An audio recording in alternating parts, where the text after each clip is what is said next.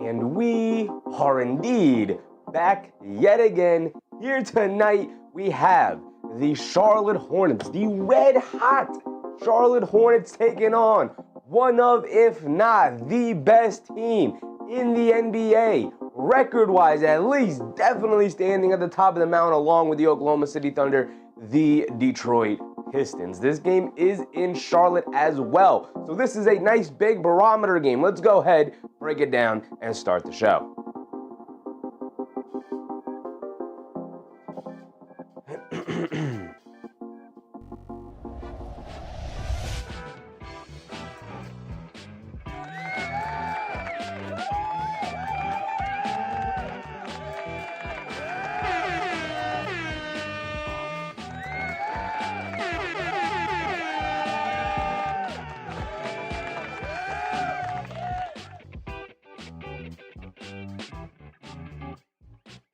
That's right. We are indeed back again as our New York Knicks, as the Detroit Pistons will be taking on the Charlotte Hornets down there in North Carolina, in Charlotte. Can Detroit slow down a red-hot Hornets team, winners of their last eight, I believe, right? Still sitting at 8, not 9. Either way, taking on the Detroit Pistons today, the team with the best record, or tied, I should say, with the best record in the NBA. 38-13, the Pistons are, and the Charlotte Hornets are on let's make sure we have it correct here. 1, 2, 3, 4, 5, 6, 7, 8, 9-game winning streak. It is up to 9. Did I count that right? 1, 2, 3, 4, 5, 6, 7, 8, 9-game winning streak for the Charlotte Hornets here tonight, taking on the Detroit Pistons. And what a way to climb into the play-in. What a way to secure a double-digit winning streak, something you don't see all that often. Those are very difficult to come by. Ask any Knicks fan how many. I think we've had 3 or 4 separate 9-game winning streaks, have never been able to get that 10th, always end up losing. And here today, the 10th game of this winning streak, possibly coming against the Detroit Pistons, the mighty Detroit Pistons. So like I said, win, lose, or draw, this is a very good barometer game for the Detroit Pistons, with Jalen Duren likely making his return here tonight. He's probable to play. Of course, Cade Cunningham, who we'll start with, best player in the road team, is going to play. But the Charlotte Hornets, healthy, ready to go, looking like a serious contender. This could be, very well could be, a first-round preview between the Detroit Pistons and the Charlotte Hornets, who, despite all the winning, I don't think can climb out of the... It's not impossible. Not impossible. When we get to the Charlotte Hornets, we will go through the standings and see exactly where they stand in comparison to possibly getting out of the play-in. But for now, we'll just assume that they'll fall into the play-in. I don't think it's out of the realm of possibility they can get to the 6th seed.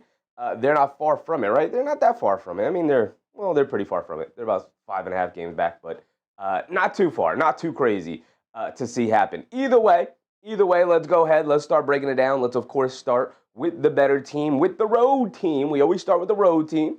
Big Red said, thank you, Charlotte. Now please keep my Bulls out of the play-in. Yes, they finally jumped the Bulls. They're a game ahead of the Chicago.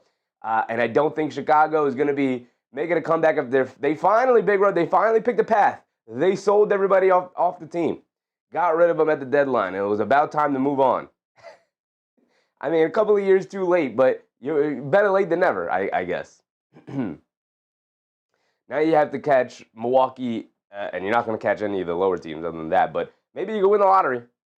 Definitely a possibility you could win the lottery, big dog, even though you have right now the 14th odds. You are the best team of all the teams not making the playoffs right now, not even the play-in. Either way, enough about the Bulls. Let's get to the Detroit Pistons here to start. Chaos Kid, what's up, Chaos Kid? Let's go Hornets, yes sir. Tonight we are rooting for the Hornets, of course. Always going to root against the teams at the tippity top. That's the Pistons. That is the Oklahoma City Thunder. As long as you hold on to the best record in the league, I'm rooting on your downfall. Always want to see the cream of the crop get knocked off the mountain a little bit, right? So let's go ahead. Let's get into it. Who else do we have in the chat? CEO King. What's up, CEO King? Daniel Berry Sports. Doug Fresh. What's up, Doug? But Cade Cunningham, 25, 5.5 almost 10 assists. We know what he's capable of. Durston, what's up, Durston? Good win for your boys in Boston? Yes. Yes, it was. Yes, it was a very good win. A very, very fulfilling win. Felt good. Felt good to get that win. Chaos Kid said, thank God football is over. Yeah, I'm not the biggest football fan, but with football season officially done, we got nothing else available other than basketball. Obviously, spring training. They're already teasing spring training. Second football ends. Baseball starts teasing their season. But the season that is in full swing, although we are about to go on a break, is the NBA, is college basketball, both men and women. What's the other league other than WNBA that they have going on? Rivals? Something like that? Either way. Suns Jen, what's up, Suns Jen? Hope you're well today. Pretty good. Pretty good. Feeling ready to go. Another Monday, another full slate of games. Knicks, well, not really a full slate of games because we're about to go on the All-Star break, but we're almost there. Unrivaled, that's what it is, Mohan. Appreciate you, Mohan. It was popping.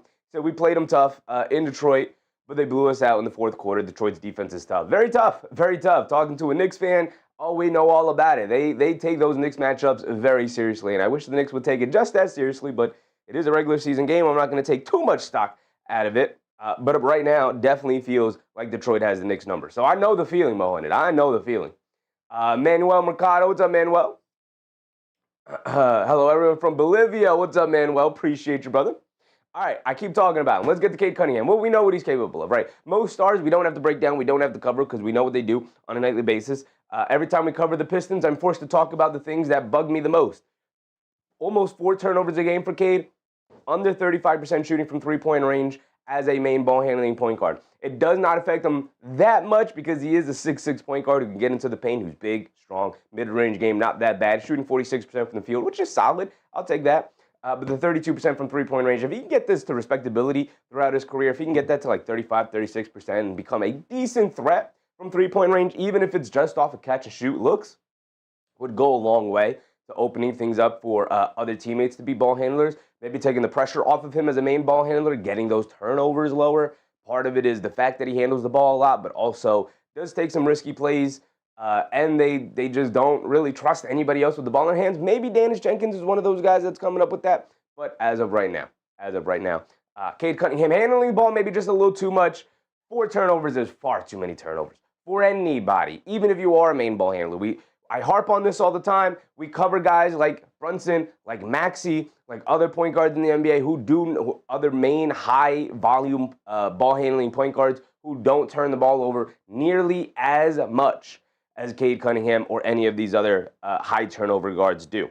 So definitely something, even though you are a main ball handler, that you can trim down, make better decisions, don't be as reckless of a player. Either way, obviously, not getting in the way of the success of his team. The Detroit Pistons are off and rocking 38-13 on the season, tied for the best record in the NBA with the Oklahoma City Thunder. And remember, there was a time where the Thunder were so good, and maybe they still are, when fully healthy, people feel like, man, that team feels like almost unbeatable. And yet the Pistons in the regular season have pretty much the same record. It is insane how little people are paying attention to the Detroit Pistons possibly ending the season with the best record in the NBA. It is on the table for sure. Now let's get to Jalen Duren. Jalen Duren was out for a couple of games with knee soreness. He is probable to return tonight, so I'm just going to assume he's playing. Not even going to look it up. I'm just going to assume. 18-10, first-time All-Star Jalen Duren, stealing a block about per game. 2 turnovers, a little high, but not ruled in. Yeah, I was about to say, we ruled out already? No. Duren is ruled in, Mohan said. I assume he is. He was probable. Last I checked, he was listed as probable, which usually means the guy's going to play, right? Oda Austin, what's up, Oda? Jalen Duren has phenomenal chemistry with Cade Cunningham in the pick-and-roll game, where he gets most of his points, although the most impressive development of Jalen Duren's game, who, by the way, is only 22 years old, so more development on the way. To me, the most impressive development is not like the things that you naturally are going to get better at with experience, like defensive awareness and stuff like that. The most impressive development for Jalen Duren and his game this season has been patience. He'll catch the ball on a short roll, and he won't immediately look to feel the pressure of having to make a decision right away. Right? Oftentimes, when we talk about big men who make decisions off of short rolls, it's because they'll hit them on the short roll, they'll catch it, and they'll swing it back out to the other side, and they'll keep the ball moving. But Jalen Duren's done an excellent job because he's an excellent finisher in the paint of catching it, evaluating his options. We know the Pistons don't have a ton of perimeter shooting at all. There's really only like one or two guys who you could actually trust to knock down a perimeter shot. Muhammad, what's up, Muhammad? Appreciate you, brother. Knicks will come out of the East. We'll see, man. We got a whole playoff to go through. KS Kid said Cavs get waxed tonight. We'll see. We'll go over the NBA slate here tonight as well. But the most important development for Jalen Duren is the fact that when he catches it on the short roll, he doesn't look to immediately make a decision if it's not readily available. He'll wait, he'll evaluate his options, and then if he has the room, if he has the space, he'll look to go score one-on-one, give him a post move, a spin, go for a little flip shot in the paint, and look to score. Utilizing his strength, his size, his skill. He doesn't pick up nearly as many offensive fouls as he used to, just barreling in the guys with as big as he is. He just runs guys over. Just using his strength wisely, not moving too quickly, not picking up silly fouls and causing silly turnovers. Huge development, in my opinion, for Jalen Duren. The biggest one so far this year for him. We get the Ausar Thompson. Thompson is one of, and most underrated, in my opinion, perimeter defenders in the league. As a Knicks fan, we just watched him shut the water off on Jalen Brunson, which we've only seen a handful of times throughout his career. Relic, what's up, Relic? Right? Now, he's not going to give you anything in the scoring department. 10.5 points per game, 6 boards, 3 assists. Nice numbers, nice, decent numbers for a role guy, but he's supposed to be the third best player in the team. But everybody has a different role in how effective and impactful they can be in a game. 51% from the floor. Terrible free throw shooter, 58. Really bad three-point shooter, although this is rising as the season's going up. He was down starting around 21, 22%. He's now up to around 30 at least. The baseline for respectability is about 34, 35%. Even still, they would still dare Ausar Thompson to shoot it. Either way, we're not here talking about his offense because it's not really there. The only way he scores, honestly, is off of drop-off passes where he's in the dunker spot or getting him out in transition where you could really utilize his athleticism. Other than that, he's not getting buckets. His main role on this team is you stick him on the best perimeter player, or maybe even wing, and you just say, hey, man, guard him. We're not going to really send you help. It's going to be you. Shut the water off and get us out and running. And he's able, almost 2 steals a game, almost a block a game, to cause loose ball situations where he can get his defense, his teammates out and running, even himself out and running to get easy baskets, because we know one of the biggest Achilles heel of this Detroit Pistons team is how they can struggle to score in the half court at times outside of a Cade Duren pick and roll. Relic said, what are the keys to shutting it all down?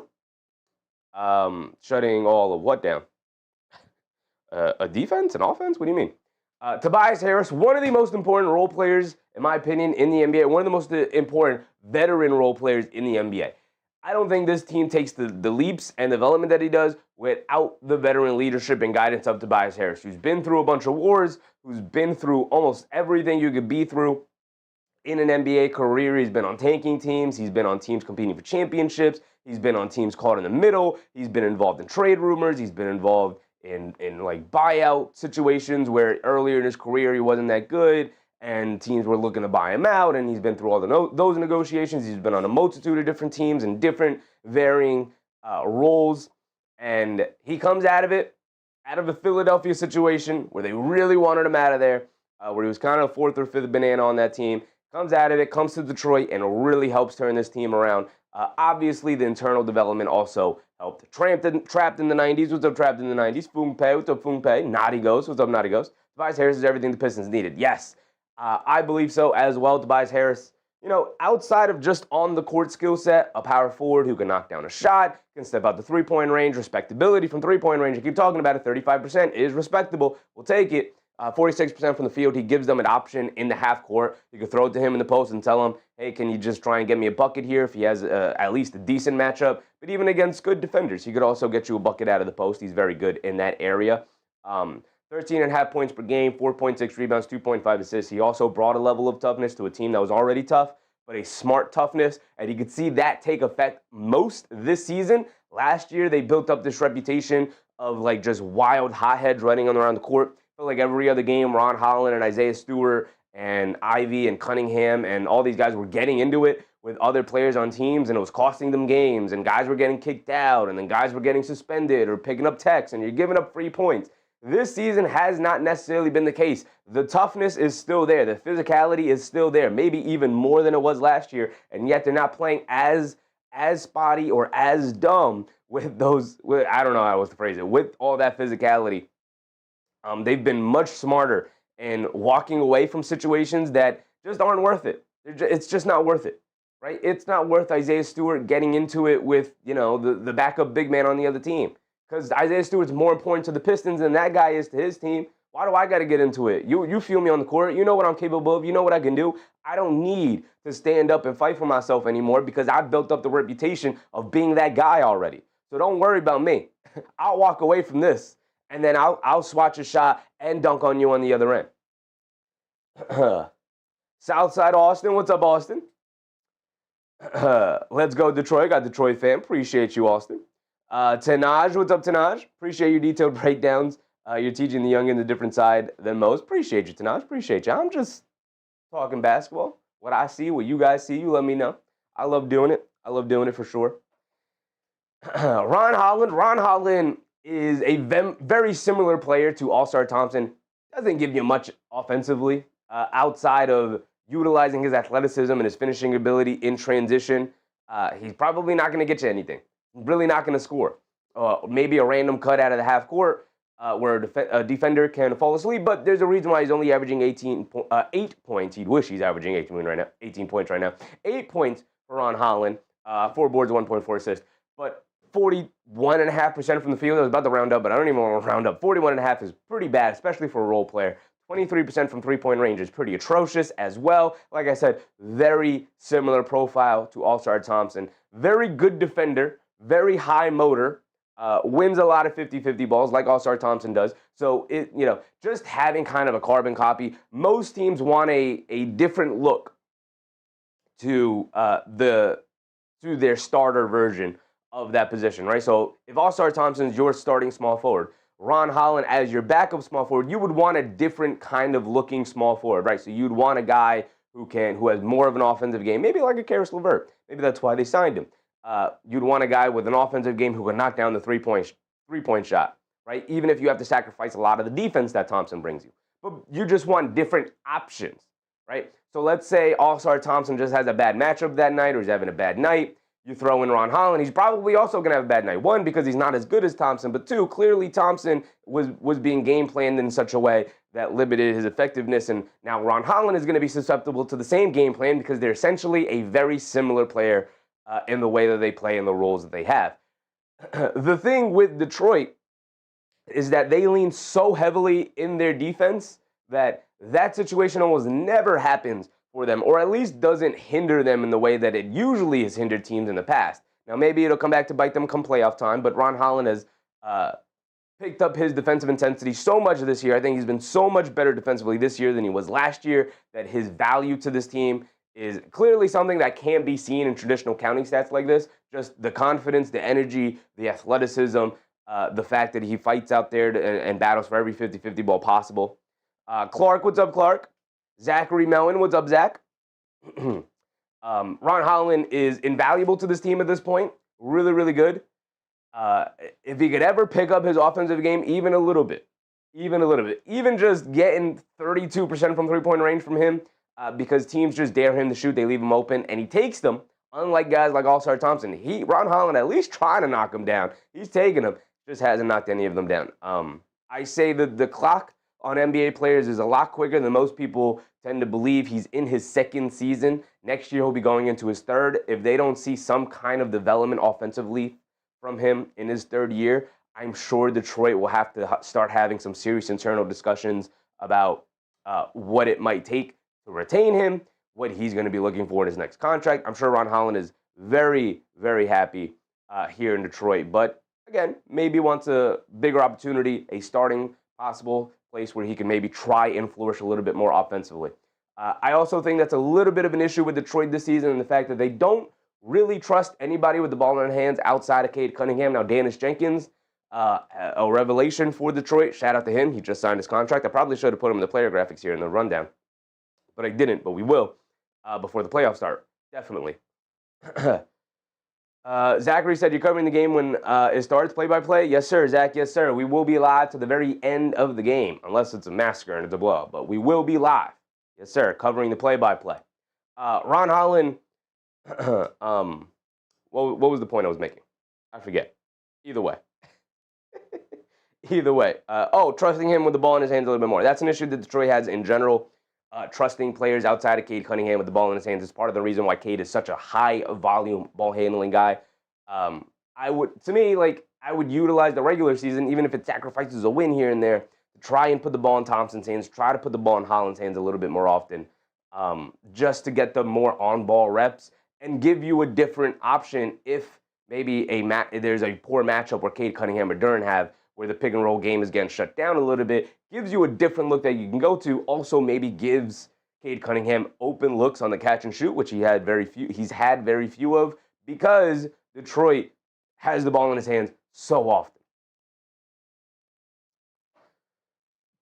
Nadigo said, Ron Holland's ball IQ is crazy. His ability to recognize a pass early and his athleticism to break it on it is otherworldly. His three-point shot for him is incredible. He's going to bring that three-point percentage up. I'm confident of that. The form matters almost very little to me. There are players with horrific shooting forms who are very good shooters. So it's a nice sign, but it could look as pretty as he wants it to look. 22% is 22%. It's not even close to being respectable. Teams are so happy when they see Ron Holland rise to shoot. Carlos Spicer, what's up, Carlos? Appreciate you doing Detroit games. I mean, I love covering good basketball, and Detroit plays some damn good basketball. Isaiah Stewart. Isaiah Stewart has become, to me, one of the most underrated big men in the NBA. He is one of, if not right now, the best rim protecting big man, especially considering he's coming off the bench. He should definitely be in conversations for Sixth Man of the Year, which he won't be because teams or that award, Sixth Man of the Year, is usually reserved for best offensive bench player, whereas best bench player or most impactful bench player probably be in, Isaiah Stewart should definitely be in the conversation for that. When he enters the game changes. For better or for worse, the game changes. His rim protection has been phenomenal. The fact that he's getting block shots is incredible for a guy who's a little undersized for the center spot. The fact that he's actually taking threes, he was knocking it down at a very high rate to start the year. It's dipped down since then to 32%, which is not good. Teams will now dare him to shoot. He can still knock it down, so don't leave him completely wide open. But the fact that he could actually, at times, share the court with Jalen Duren gives them a nice option to go with the double bigs, which seems to be a very popular sentiment around the league. A lot of teams trying to find double big lineups. The Detroit Pistons have theirs with Stewart and Duren. It works out very, very well. Very smart basketball player. Again, one of the most important developments for this team, and specifically for Isaiah Stewart, is not getting in as many fights. Not nearly. You have the reputation. Everybody knows you're a tough guy. You no longer need to get in every little small fracas that could potentially end up hurting your team or costing your team a game, where you either get kicked out of the game or you get suspended for another game, or even as simple as just picking up silly technicals, giving the other team free points or the possession back of the ball, or whatever the case may be over the course of the game. All you have to do is just do your job at a very high rate, as physically as you can do it. And Isaiah Stewart has been doing that, and it's been a phenomenal year from Isaiah Stewart, in my opinion. So far, the best season of his career, in my opinion. Kevin Huerter, as you can see, I literally just plucked his player graphic from the Chicago Bulls and threw it over here for the Detroit Pistons because Kevin Huerter clearly traded from the Bulls to the Pistons here for Jaden Ivey. Didn't love that trade. I get they had to move off of Ivey. Huerter's not really the guy I probably would have went for. Maybe it was the best player they could have had, but Tanaj said he should be Defensive Player of the Year 1. I don't know about that one, brother. Maybe he'd be a starter first, and then we could talk about you being Defensive Player of the Year. But Kevin Huerter, I know maybe the counting stats look decent. 10.6, 4, 2.5. This is for a team that wasn't good, Chicago. So we got a ton of opportunity. But the reason why they traded for Kevin Huerter was because they needed another floor spacer. And I know he has a reputation for being a floor spacer. But he's only really had like 2 or 3 seasons where he's actually been a good three-point shooter, not even a great one, a good three-point shooter. And this year he's shooting 31.1% from three-point range. So is he even going to be able to crack the Detroit Pistons lineup? To me, in a season where you have an opportunity of winning a championship, Detroit absolutely has an opportunity of winning a championship this year. They can, for sure. Albert, what's up, Albert? They could absolutely win it. If everything breaks right, they could do it. Would I have traded Jaden Ivey, who is better than Kevin Huerter, in my opinion, for Kevin Huerter? Even though, obviously, the reason they did is because they were likely not going to be able to bring back Jaden Ivey in the long term. But if this was all his value was, I would prefer the better player this season to try and go all the way for the championship. So don't love that. Maybe I'll be wrong. Maybe Kevin Huerter on a better team, getting better looks from three, working off of the gravity of Cade Cunningham, Jalen Duren, will have better looks and his percentages will rise. Maybe just a new place and he'll shoot it better. Who knows? I just don't have a ton of faith in Kevin Huerter. Maybe it'll work out for them. Time will tell. I don't think he's even really gotten into the game for them in like a regular rotation. Like I know he got into the Knicks game because it was a blowout, but Kevin Huerter. I'm not a big fan of Kevin Huerter. I'll leave it at that. Maybe he could turn it around here in Detroit, but didn't love that trade for Detroit. I like shoes. What's up, I like shoes? Thoughts on Mo and Jose? Incredible players, brother. Incredible players. Love Mo, love Jose. Can't wait to see more of them tomorrow. Duncan Robinson is key to this team. Without Duncan Robinson, I think this Detroit team loses 20 more games than they have. I think they are like 28 and 23 right now. I think they're battling for the 4th, 5th, and 6th seed right now with Cleveland, Toronto, and Philly. Duncan Robinson makes that big of a difference. His gravity, his decision-making, his IQ, very smart basketball player, knows when to take threes, knows when to hit a pump fake, knows when to attack a closeout, knows when to kick it back out, knows when to go for a finish. Just really smart, intuitive basketball player who works really well off of Cade Cunningham. The three-point shooting started the year off a little rough, but obviously has gone back to where he usually is hovering around 40% three-point shooter. Excellent shooter, really dangerous shooter. Nights where he doesn't have it going, his gravity still helps his teammates out, specifically with Cade and with Duren. And losing Beasley, losing Hardaway, two very good three-point shooters. Beasley, an incredible three-point shooter. They needed the ability to replace him in some regard, and Duncan Robinson was an excellent replacement. Not the shooter that Malik Beasley was, a different kind of shooter. Doesn't get it off of movement the way Beasley did, but still an incredible shooter. He's taller, a little bit of a better defender, and a more intuitive driver and passer than Beasley was. Makes smarter decisions. Sean Woodward, what's up, Sean? Let's keep this wing streak going. Going for 10, Sean, going for 10. And very apropos to have to get to the 10-game win streak mark, a very difficult mark to get to, and you have to go through the best team in the league right now to get it. Drolano, what's up, Drolano? Joseph, what's up, Joseph? We're running a little slow here. Karis LeVert don't have much to say. Kevin Huerter will probably take his role at some point. Not a big fan of Karis LeVert either, but I'd definitely play Huerter over him. He can be creative with the ball in his hands. He's fine. He's cool. He's solid. He's good. K Hazy, what's up, K Hazy? Let's go Hornets. Personally, I'm definitely rooting for the Hornets a little bit here. 1, it's a great story. 2, incredibly fun team to watch. And 3, again, always want to watch one of the best teams in the league get knocked off their perch a little bit. Just a little bit. Sean said, well, any given day, it can happen. Like the movie Any Given Sunday, for sure. Karis LeVert, I think you have a very good chance of winning today, Sean. Karis LeVert is okay. He was brought in to kind of be a super sub. Hasn't really been that throughout his career. 32% from three is not great. 43% from the field is not great. 1.3 turnovers off the bench is not great. 2.8 assists, not bad. 1.8 rebounds is pretty bad. 8 points per game for Karis LeVert. He's been in and out of the lineup with some injuries as of late. Not the biggest Karis LeVert fan.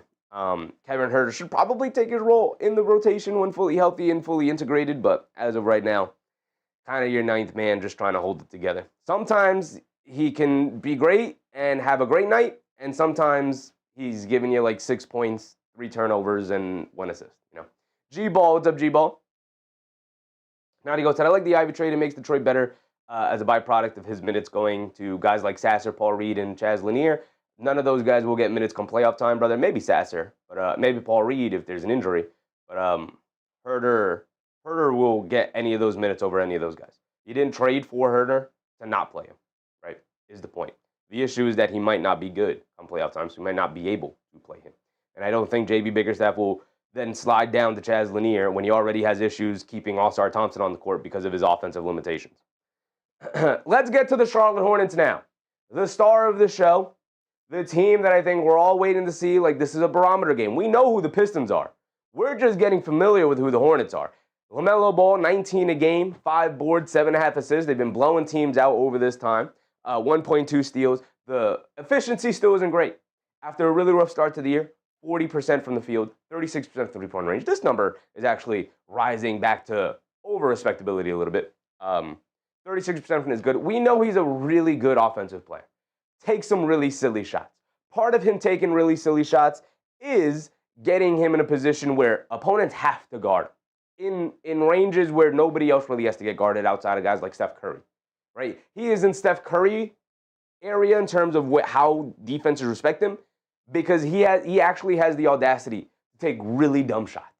And he's skilled enough to actually knock him down if you at least don't try and guard him. Hornets said 1 of 1, an absolute 1 of 1. Yes, sir. His play style is so erratic that it actually crosses over from detrimental to beneficial for his teammates because so much attention has to be played to him, and then guys like Brandon Miller can then take off from there, right? So if you have so much attention being paid to a guy like Lamelo Ball because 30 feet away from the basket, maybe he'll take a one-legged fall-away jumper, right? Maybe he will take that. So I got to play up on Lamelo, and then maybe Lamelo can blow past me. And now help is coming over. And now they're swinging it out to a guy like Brandon Miller, who is a 36.6% three-point shooter. By the way, this number is only going up during this win streak. It is, I believe, over 40% from three-point range. I can double-check that. But either way, he's been shooting it phenomenally over this win streak. The reason why it's so low is because when he started the year, he missed the first month of the season, came back from an injury, did not play all that great. Notorious NIG, what's up, Notorious? First time you were here, you'll be getting a detailed play-by-play when the game begins. Yes, sir. Yes, sir. We will tip off in about 3 or 4 minutes. So we're going to buzz through the Hornets here. But, yes, we will be doing the play-by-play. Yes, sir. Eric C. What's up, Eric?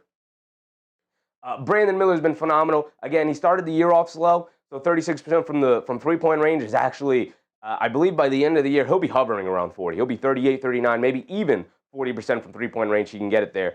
We know he's a fantastic shooter. Also, the field goal percentage is also on the rise. The mid-range game is fantastic. Last time we watched the Hornets game, Brandon Miller dealt with some serious foul trouble. Didn't get to play a ton. By the time he came back in like the third quarter and fourth quarter, the game was already a little bit out of hand. The Hornets definitely had full control of it. So Brandon Miller has been playing excellently, doing a little bit of everything, rounding out his game. 20 points, 4.4 rebounds, 3.5 assists. The defense has been tinking up as well for the Charlotte Hornets overall, and you can see here on the playmaking side, 1 steal, 1 block, 2 stocks a game for a guy like Brandon Miller as a 6'7", 6'8" wing is phenomenal. Definitely needed for the Charlotte Hornets. They needed these guys to take not just a step up offensively or basketball IQ or maturity or whatever the case.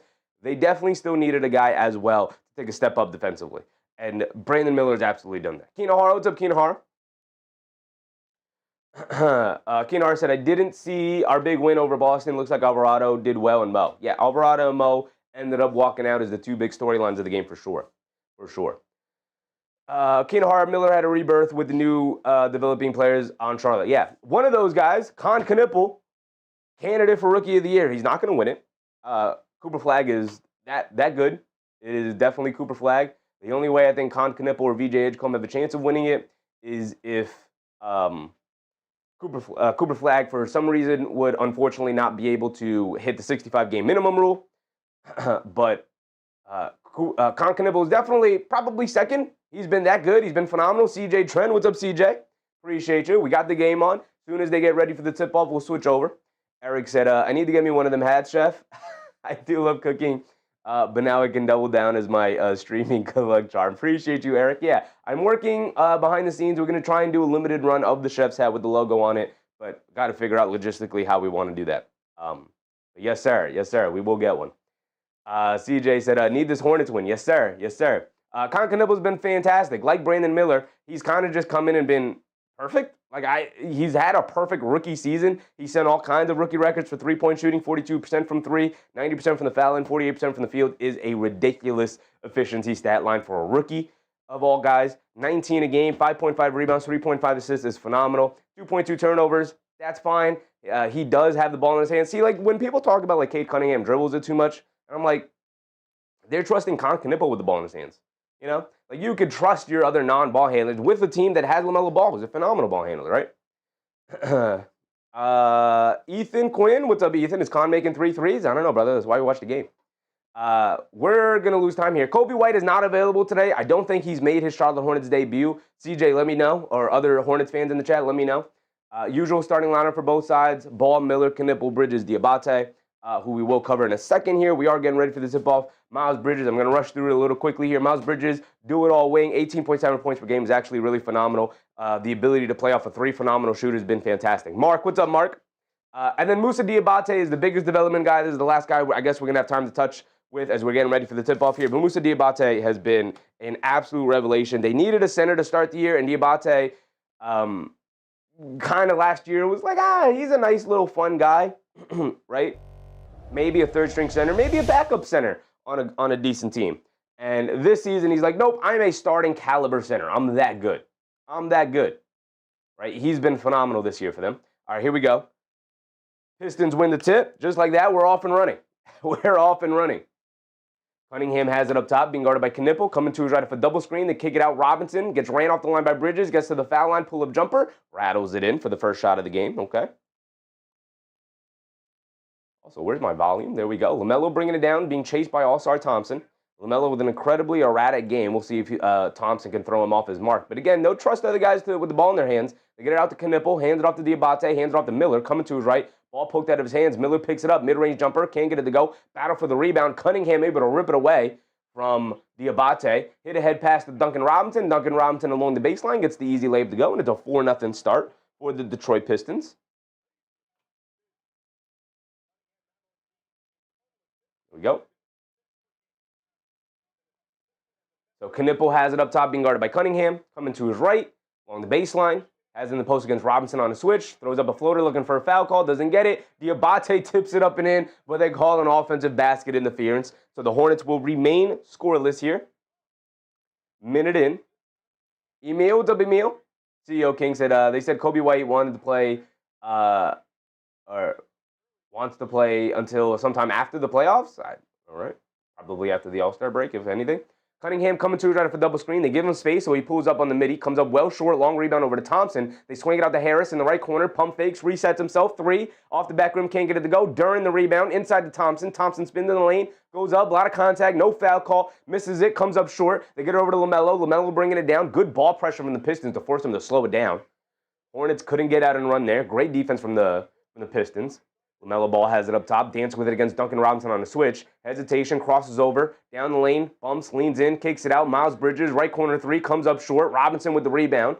And now here come the Pistons pushing it the other way. Forgot to restart the timer. But we got 10 to go here in the first. Cunningham down the lane, tries to flip it up, gets blocked out of bounds by Knipple. Great defense from him on the recovery on the weak side there.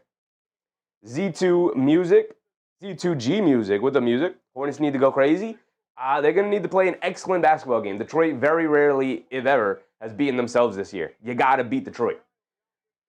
Duncan Robinson down the lane draws a foul on the drive, so the foul on the floor. So still side out of bounds for the Pistons here, but that's already a picked up foul. Niall Dimitri, what's up, Niall?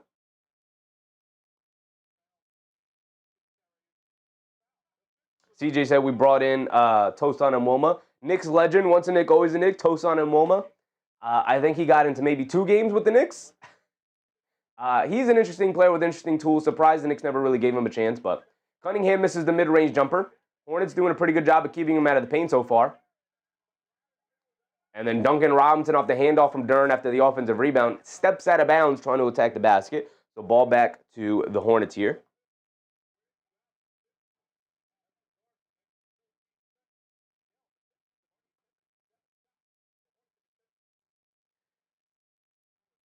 Lamelo Ball has it up top, directing traffic. Gets it over to Knipple. Knipple's just going to line up a deep 3. Misses that one. Diabate able to snag the offensive rebound.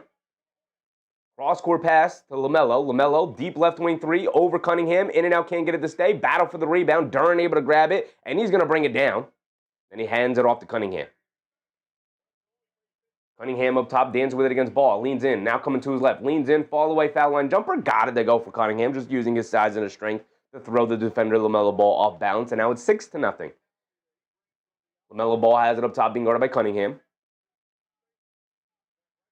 Ball coming to his left, inside to Diabate. Diabate swings it out. They swing it around Knipple. Pump fakes, one dribble to his left. Puts up the jumper. Got fouled by Brandon Miller. But got fouled by Duncan Robinson. It's going to send Knipple to the foul line for 3 free throws and potentially the first point of the game for the Charlotte Hornets here. And that's absolutely a foul. Slaps him on the wrist on his way up. Bill, what's up, Bill? Crush 'em Pistons. Got a lot of Pistons and Hornets fans in the chat. Yes, sir. Kirk Lifts, what's up, Kirk? I need Cunningham to drop 20 and Lamelo to drop 15. Definitely possible.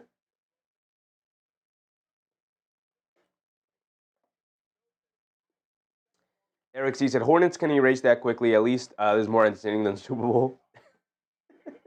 Already more scoring in the first couple of minutes here than the Super Bowl had going into the fourth. Say that. Knipple knocks down the both. He's got one more coming. On his trip for 3 free throws, and he knocks down all 3 and knocks down free throw shooter. Under 9 to go here. Cunningham and the Pistons bringing it down. 6-3 to start here. Hornets have yet to make a shot. All 3 points coming from free throws. Pistons have already taken 5 more attempts than the Hornets have. Tobias Harris picks up his handle out by the half-court line. Now they get it over to Cunningham. Cunningham dancing with it against Knipple. Coming to his left off the screen. Lamelo Ball will pick him up. Step back, baseline, fall-away jumper, hit the side of the backboard. Terrible shot, great defense from the Hornets. They get it over to Bridges. Bridges on the fast break, in and out dribble, down the lane, swings it out. Knipple, pump fakes, fly-by defense from Cunningham. They kick it out, they swing it around. Miller straightaway 3, he's got space. Can't get it to go down. Battle on the glass. Diabate knocks it in the air. Knipple going for it. Duren able to grab it. He's bringing it down. Gets caught in the air and then throws it away from the pressure. Not good decision from Duren there. The ball handle it past the half-court line. They throw it up top to Miller, who throws it down for the first basket. And now the Hornets are getting out and running. And then the Pistons respond by getting out and running. And then Duncan Robinson misses a layup. But they call a goaltend. Missed the layup because it was a goaltend. And that's 2 points to the Pistons, and then it slows down just for a bit here on the dead ball.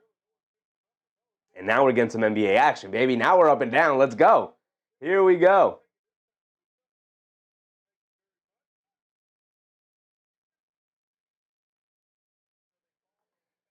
So it is 8-5, the 3-point game.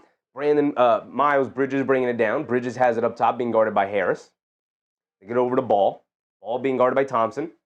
Ball spins, coming to his right. Cunningham switched on to him. Still coming to his right off a Diabate screen, sninging it back to his left hand, and a foul on Cunningham.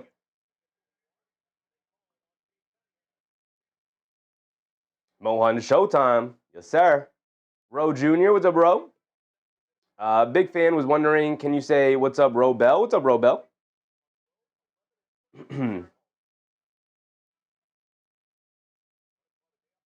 CJ said Kobe Nanko won't be back until after the break. That sucks. You just trade for the guy, and now you can't. Now you got to continue to wait to watch him.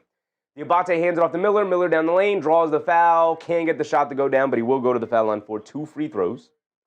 7:40 to go. Crandon, what's up, Crandon?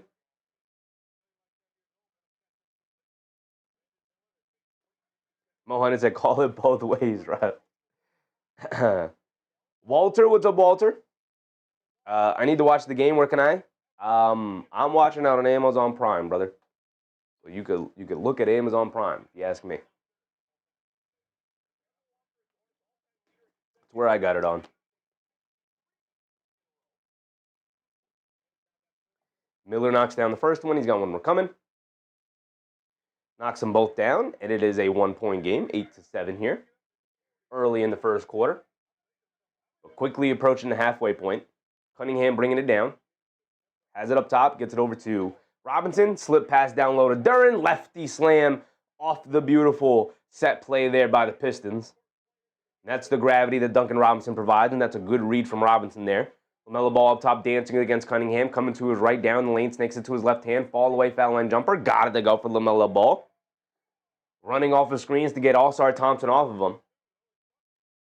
Forcing the Cunningham matchup and just walking him down to his spot and knocking it down. Cunningham picks up his handle. Got nowhere to go. Gets it over to Thompson. Thompson being guarded by Bridges. Coming to his left. Mid-range pull-up jumper. Got it to go for Ausar Thompson. The shot he's going to have to get comfortable with throughout his career, or else he's always going to be a limited role player. Quick crossover by Miles Bridges. Gets all the way to the rim. Smokes the two-handed slam. And now allows the Pistons to get out and running. And they throw it up top to Ausar Thompson for an easy two-handed slam. And we're going to get a timeout from the Hornets here. I want to talk a couple of things over. Some sloppy plays here. Miles Bridges getting all the way to the rim and just loses the ball up top. He tried to rush the dunk as Duren was coming over to contest.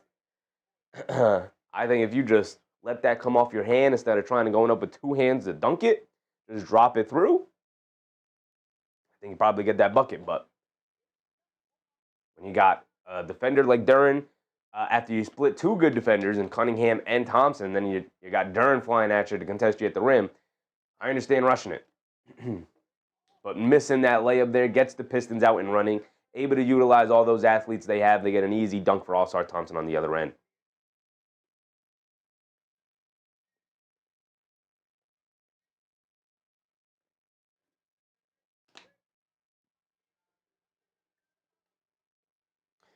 So to start the game, the Detroit Pistons, they have 3-8. Cunningham starts 1 for 5, which not great. But that's 3, 8, 9, 12, 13 field goal attempts already for the Detroit Pistons, whereas the Charlotte Hornets, so 13 to 3, 6, 8. 13 to 8 in terms of field goal attempts so far here.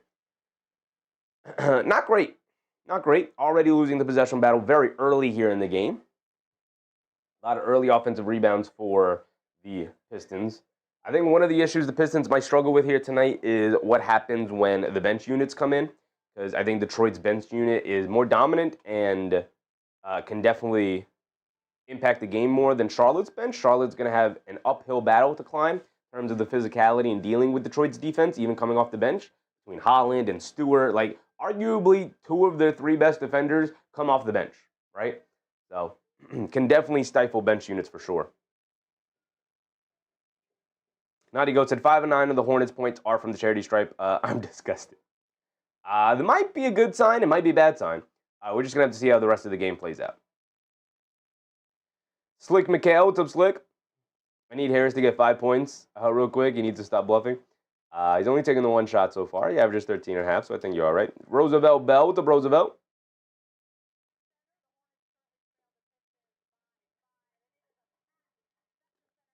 So it's a 5-point game, 14-9 here. Charlotte Hornets not shooting it well to start. They've only made 2 shots. Everything else has come from the foul line.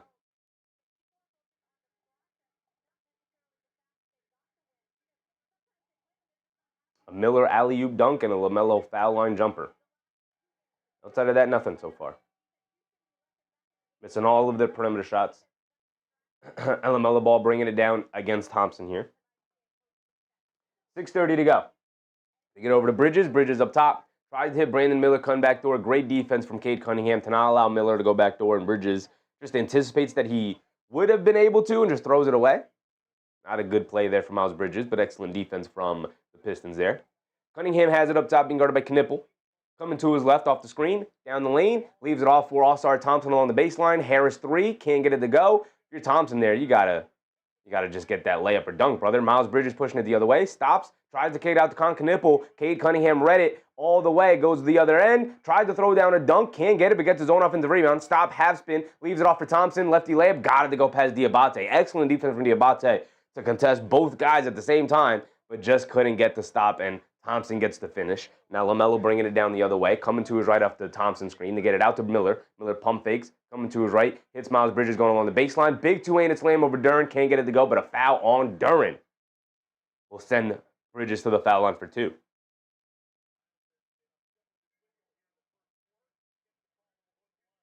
See the replay here?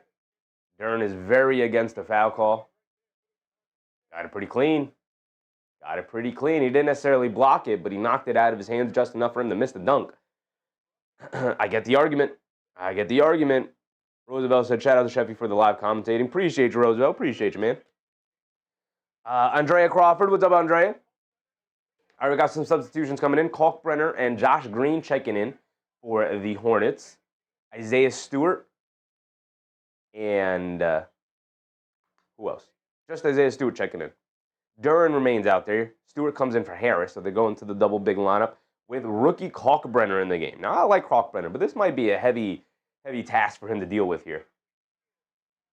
Miles Bridges knocks down both of his free throws, 16-11. Still 5-point game. Charlotte Hornets have only made 2 shots so far. Excellent defense from the Pistons to start the game. See if the Hornets can make any adjustments to get their offense going. So an off-ball foul, Lamelo Ball. We'll have the Pistons inbound it. Side out of bounds here. Zion James is going to come in for ball. Is that his second foul, Lamelo? That is his second foul, so that's going to get him out of the game. And Concaniple's out of the game for Green. Now Brandon Miller, really the lone offensive engine out here for the Hornets. See if their offense can get anything going with Miller taking the reins. Thompson has it. Kicks it out to Robinson. Quick catch and fire over Green. Comes up short. Battle for the rebound. And Miles Bridges rips it away. And he's bringing it down the other way and throws a terrible pass out of bounds yet again. That's the second time Miles Bridges trying to force it to Brandon Miller there. This time on the break. And he just throws it behind him out of bounds. Not a good decision there. Not a good pass. And here comes Cade Cunningham bringing it down. Driving it in on Miller. Goes all the way to the rim and draws the foul.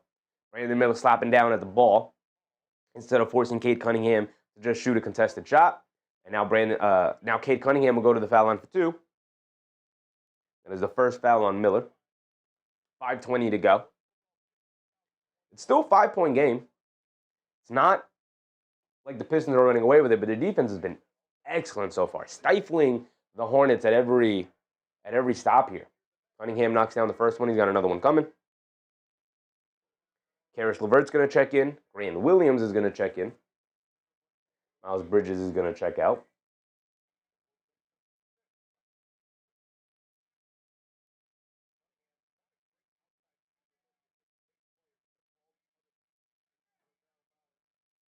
Cunningham knocked the first one down. He's got one more coming with 5:20 to go here in the first.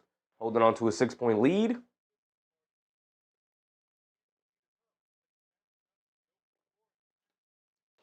Cade already here tonight with 3-3-3. Already on triple-double watch. That's that line. Cade Cunningham gets both to go.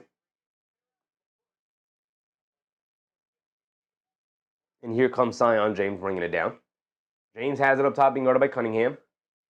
They get over to Kalkbrenner.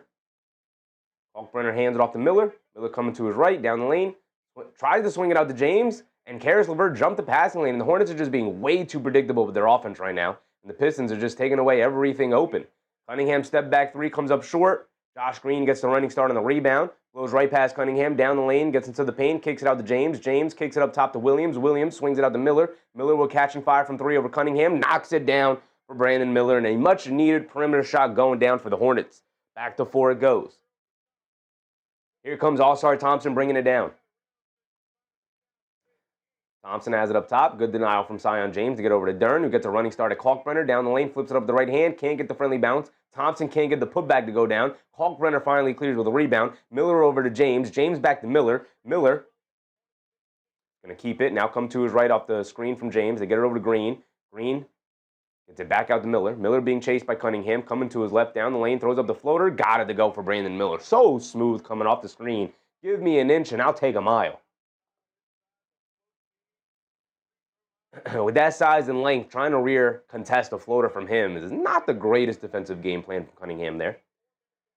Cunningham has it up top, being guarded by James. Coming to his right, dancing around a Duren screen. Now coming to his left off a re-screen. Snaking it back to his right hand. Foul line, pump fakes, kicks it out. Stewart, a corner 3. Well contested from Grant Williams. Can't get it to go. Good boxing out from Brandon Miller, fending off Ausar Thompson. Thompson too busy complaining in the backcourt. Miller crosses over down the lane. Cunningham forced to pick him up. Miller has it up top after Cunningham knocked the ball loose. Miller coming to his right off the screen. Hesitation dribble, going along the baseline, leans in, takes a contact, puts up the floater, can't get it to go, gets his own rebound, swings it out to Grant Williams, a wide open left wing 3, and he gets it to go down. And just like that, the Charlotte Hornets take a 1-point lead.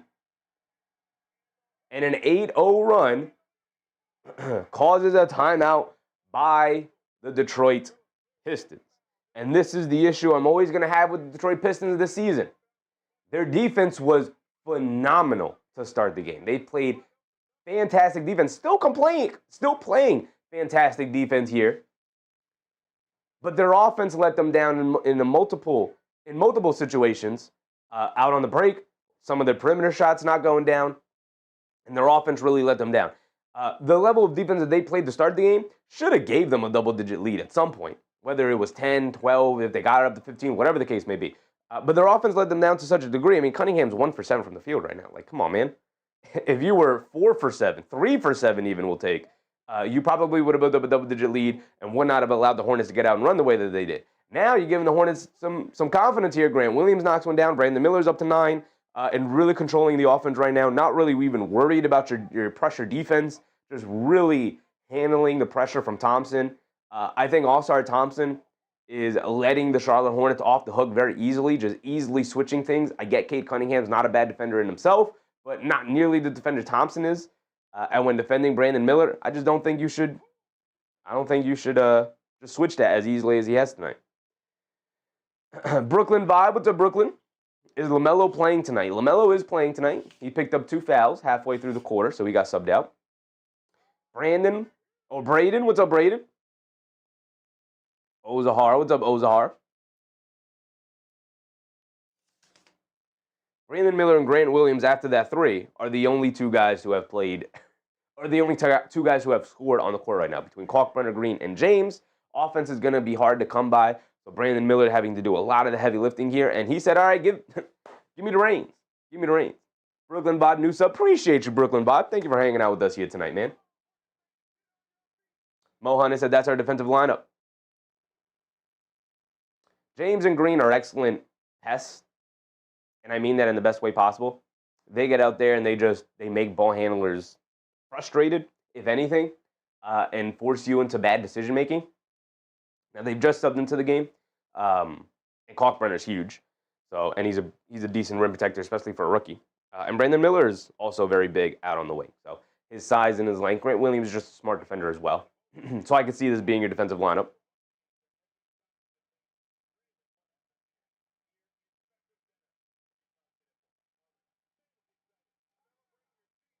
Duren 1 for 2 points in his first game back. Cade 1 for 7 is really the thing that has held the Pistons back so far here tonight. Again, their defense was phenomenal, particularly to start the game. And now they make a couple substitutions. They got Danish Jenkins in the game along with Javonte Green, with Karis LeVert, Harris, and Stewart. Let's see, no Cunningham, no Duren. See if Detroit can get back on track. As Karis LeVert, off-balance baseline floater, got it to go down, and that's what Karis LeVert does. Takes terrible shots, and occasionally he'll knock them down. Zion James bringing it down the other way. Good full-court pressure here from Danish Jenkins. Shout out to him. Just got his 2-way contract converted to a full-time contract. Salute to Danish Jenkins getting that.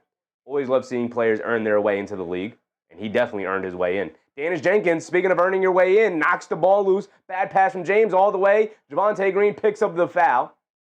As he goes down in a heap, took a bad, awkward landing after got taken out of the air inadvertently by Zion James. He goes down and he looks a little hurt.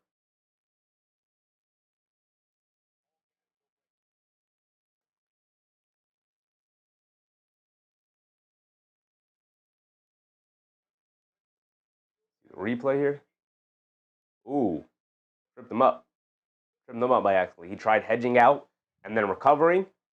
And when he hedged out, and before he could pull back and recover, as Javonte Green was rising up, trips on, who is that? Zion James's foot or leg, and ends up getting taken out of the air, off balance, lands on his hands, like in front of him, and went down holding his hand, his wrist area. Have to assume it's a wrist injury. Trainer's out talking to him. He's still on the ground.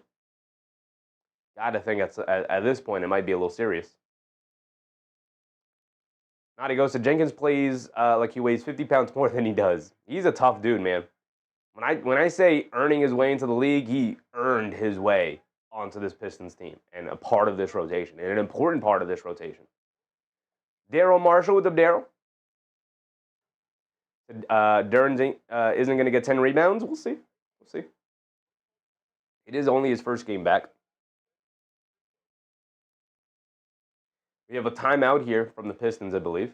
Obviously, to have to take a look at Green here.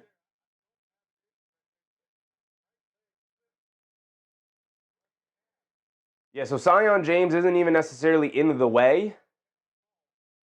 I mean, he is hedging, but he even tries to jump out of the way as Javonte Green goes up. He just inadvertently makes contact. Their legs get tied up as Green is already rising up. Takes a hard fall. He's holding his left arm, now his left shoulder.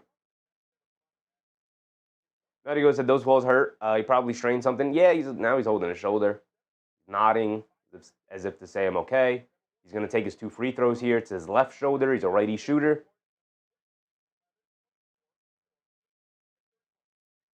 Roosevelt said Duren's going to get more than 10 rebounds. We'll see. This is why we play the games. Green rattles in the first one. Shoulder seems fine. Arm seems fine. Again, left arm. The righty shooter.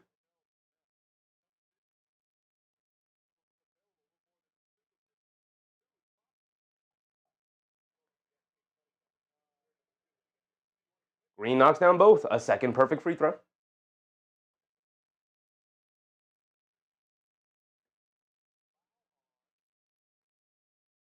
And now a foul. And now a foul on Sion James. You'll have to see that. Sion James going up, apologizing or wishing well to Javonte Green. Obviously inadvertent. Foul on Stewart. Battling with Grant Williams down low. So they're in the bonus. So now 2 free throws for Grant Williams. Really bad foul from Stewart as Grant Williams knocks down the first one. Just 3 points for the Charlotte Hornets. Jamal, what's up, Jamal? Plus 54.5. Wish you luck, brother. Miller comes out. Knipple comes in. This is an interesting stretch for Knipple. He's out there with Trey Mann, who's subbed in now. As Grant Williams knocks down both. Interesting stretch for Knipple here as a rookie going up against this level of defense. Really interested to see how the rookie handles this pressure. Jenkins has it up top, being guarded by James. Jenkins coming to his left to get it over to Harris in the post, being guarded by Knipple. Backing him down, backing him down, backing him down. Spins, baseline fall-away jumper. Got it to go for Tobias Harris, a go-to of his. And Trey Mann bringing it down the other way. Mann has it up top, coming to his right, now coming to his left, gets it over to Kalkbrenner. Kalkbrenner up top, being guarded by Stewart, picks up his handle, hands it off to James. James switched onto by Stewart, pulls it out, coming to his right, off the Knipple screen. He flares it, left wing 3 after slipping it, and he knocks it down over Stewart, who is a little too late to recover. Here comes Danish Jenkins. Has it up top, looking for a response the other way. Has it on the left wing now, dance with it against James. You get it back to Harris in the post. Knipple knocks it loose. James was not aware. Jenkins gets it back to Harris in the post. He picks up his handle. Cross-court pass, right corner. They run LeVert off the line, and Grant Williams trips him up. Foul on Grant Williams.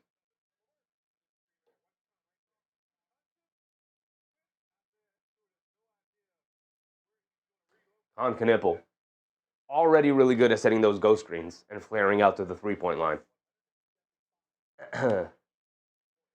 If you fancy yourself a shooter, the best thing you can learn how to do is how to properly set ghost screens. You'll find yourself open from three-point range constantly. Darryl said Grant getting more than 6 points. We'll see, brother. He's already got 5. Nadigo said Green got lucky. Looks like his tendons just needed a moment to relax. Hope his minutes get limited this game. Don't need to put more strain on that. Yeah. We are approaching the All-Star break. So you don't want to put a player in a position where they're going into the All-Star break unhealthy. You want them going in as healthy as possible and to take that week to rest up and get as healthy as possible for the stretch run of the regular season here going into the playoffs. And obviously the Pistons eyeing a deep playoff run. Caris LeVert split the free throws, by the way.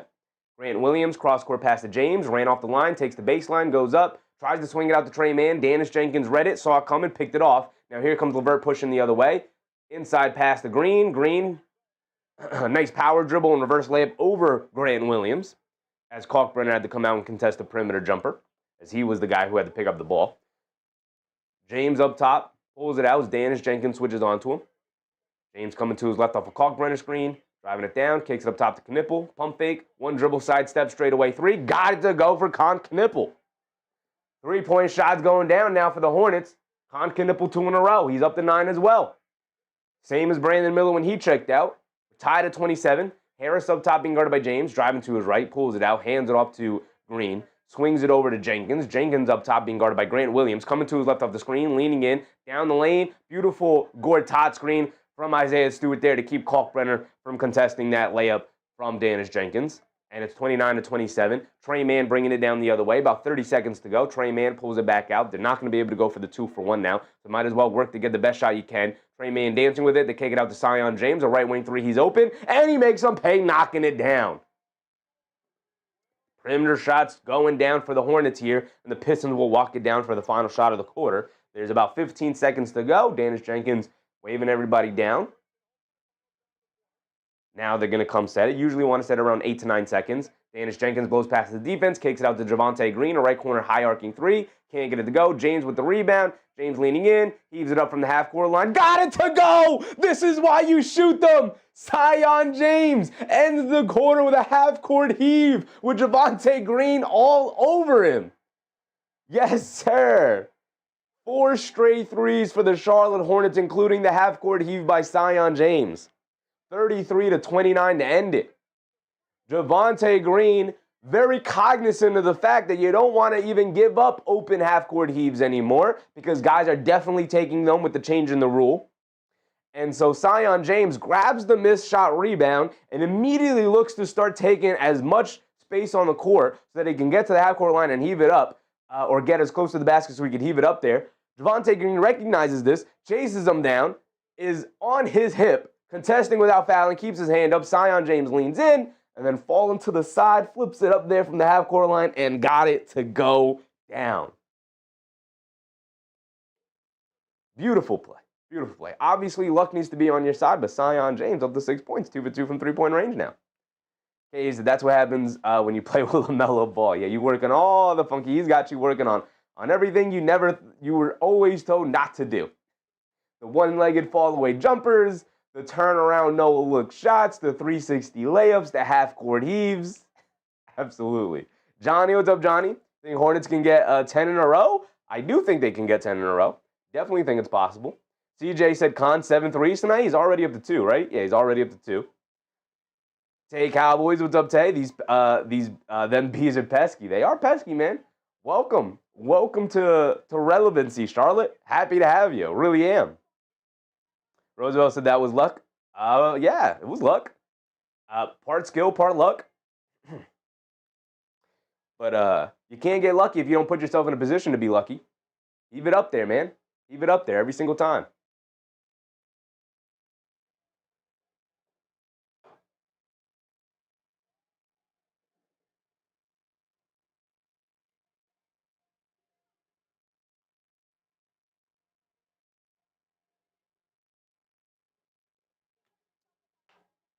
CJ said, Eli gets going, they're in trouble. Who's Eli? Eli gets going, they're in trouble. Who's Eli? Who's Eli, CJ? I'm not in the know. Who's Eli?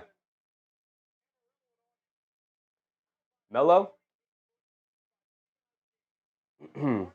Melo gets going. Yeah, Melo picked up the 2 fouls early. He's got 2 points, 2 rebounds, 1 assist. He's going to start the second quarter here. Here he is bringing it down. Here we go. LaMelo Ball has it up top. They get over to Grant Williams.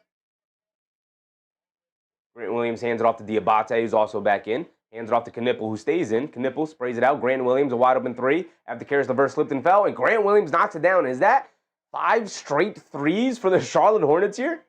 Their last 5 baskets have come from three-point range, I believe. It's 36-29 now, a 7-point lead for the Hornets. They get it out to Stewart. Stewart hands it off to Herder, who's in the game. Kevin Herder, part of the rotation. Here he is. Got to earn your minutes like everybody else, Kevin Herder. Step back, mid-range, foul line, fall-away jumper for Cade Cunningham. Got it to go. 36-31.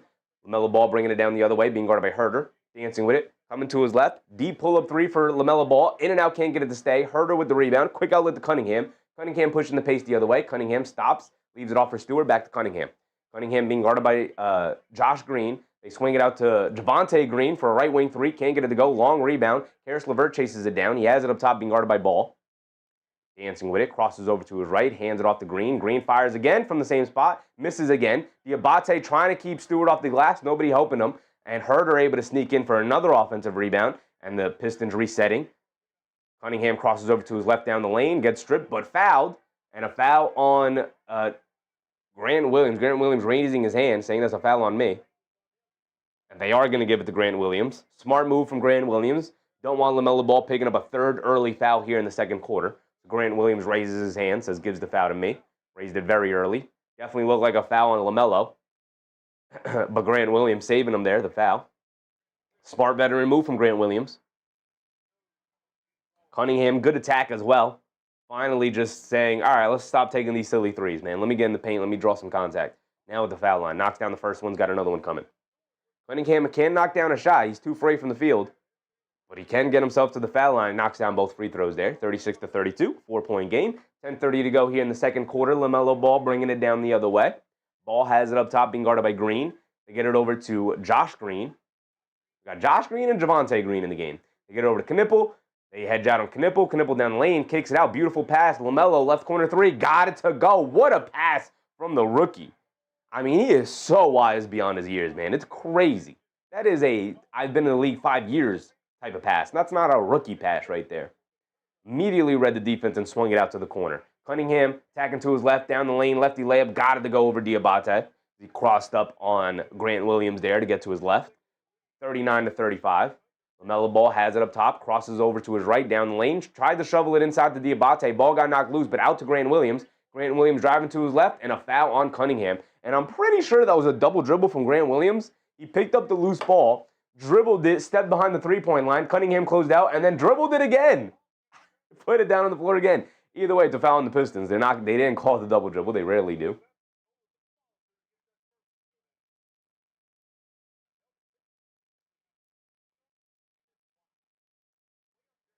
LaMelo gets it into Diabate. Diabate up top, fakes the handoff, keeps it. Got nowhere to go. Great denial from Herter there. They finally get it to LaMelo. Shot clock winding down. LaMelo, he loves these situations. Kicks it out to a wide open Josh Green. Beautiful read, and Josh Green knocks it down. Is that 7 straight points from the three, or 7 straight made shots from the three-point line? All of their shots coming from three right now, and they're not, well, some of them have been lucky, like the half-court heave, but the Hornets are doing an excellent job of just carving up the Pistons defense now. After they started off really strong, now the Hornets answering back. A three from Javonte Green, misses yet another one. I like that he's not hesitating, but brother, it's obviously not your night from the line. LaMelo, extra pass, Josh Green, left side three, comes up short on that one. Herter the rebound, quick outlet to Cunningham. Cunningham bringing it down. Cunningham has it up top, dancing with it, coming to his left. Knipple picks him up.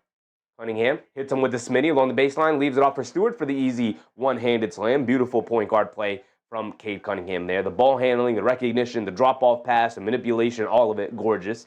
47-32, 5-point game. LaMelo Ball has it up top, being guarded by Javonte Green. They get over to Knipple. Knipple sets his feet, fires from three. Way off on that one. Josh Green, though, sneaks behind the defense, steals it, gets it over to LaMelo. LaMelo up top, being guarded by Karis LeVert. Gonna run a pick and roll with Grant Williams. Now, Herter switched on the ball. Gonna dance with it. Step back, one-legged fall away three. Can't get that one to go. Battle for the rebound. Knocked out of bounds by the Pistons. And it's gonna stay with the Hornets. And the Pistons got something to say about it, as most teams do. Rowe Jr., dog pound all day.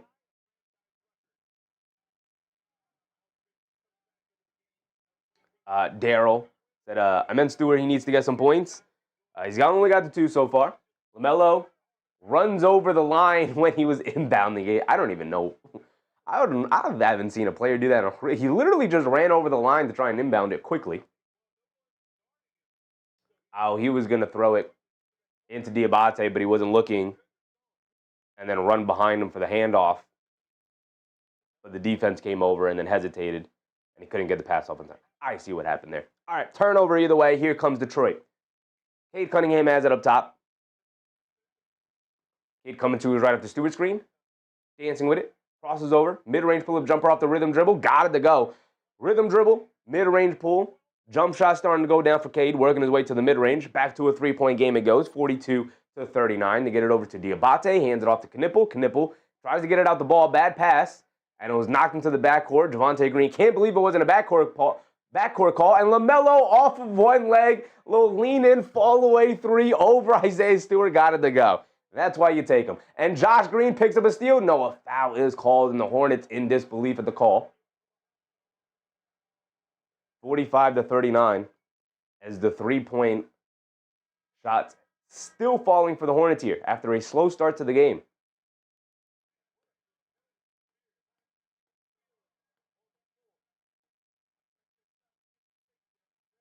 I don't know. It looks clean to me. Maybe it's on the, after he stole it, he grabbed his arm a little bit.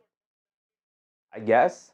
A little bit of a soft call. It was the Pistons out a little bit. Good defensive play. Either way, the Pistons have it up top, dancing with it, coming to his left off the Stewart screen, a pull-up three for Cunningham. Got it to go. And those rhythm-making mid-range jumpers getting Cunningham going from the perimeter. Miller is back in. He has it up top. Knipple subbed out. Cunningham applying pressure to get it out to Lamelo Ball. Lamelo Ball up top. 7:20 to go. Ball dancing with it. Picks up his handle, gets it out to Miller. They swing it out to Bridges. Bridges taking the baseline. Pulls it back out. Has it in the post now against LeVert. Spins off of him. Righty hook off glass over Stewart. Got it to go. And there's your first 2-point basket from the Charlotte Hornets in a while. In a long time. Cunningham crosses over to his left. Pull up three again. In and out on that one. Can't get it to go. Miles Bridges skies for a rebound. Gets it out to Lamelo Ball. Lamelo Ball bringing it down. Some fancy dribbling. Trying to get past Herter. He does. Reverse layup for Ball. Can't get it to go, but gets his own rebound and put back over Herter. And a timeout for the Detroit Pistons yet again as the Charlotte Hornets really taking the fight to the Pistons here tonight. What a good game. Orville, what's up, Orville? What a good game so far. Roosevelt said they can't stop Cade. He got 15 points. I think part of the game plan is if the ball is in Cade Cunningham's hands all the time, if we just make him a scorer and just allow him to play one-on-one, if he kills us from the mid-range, he'll kill us from the mid-range. A 32% three-point shooter. Not worried about his perimeter game. Cade Cunningham's a great player. So he's got 15 points on 12 shot attempts, which isn't the greatest efficiency. Not terrible, but not the greatest. 3 rebounds, 4 assists as well for Cade. Lamelo getting it going now. He's up to 10. 10, 3, and 2 after limited minutes in the first with the foul trouble.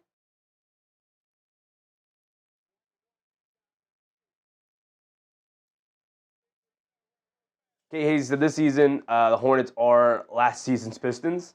Maybe. Pistons were a middling team last year before going off in the second half of the season and really making a big run. And they took that momentum last year, got even better. Obviously rocketing off to the best record in the league right now. Roosevelt said, I'm glad Cade found his midi. Absolutely.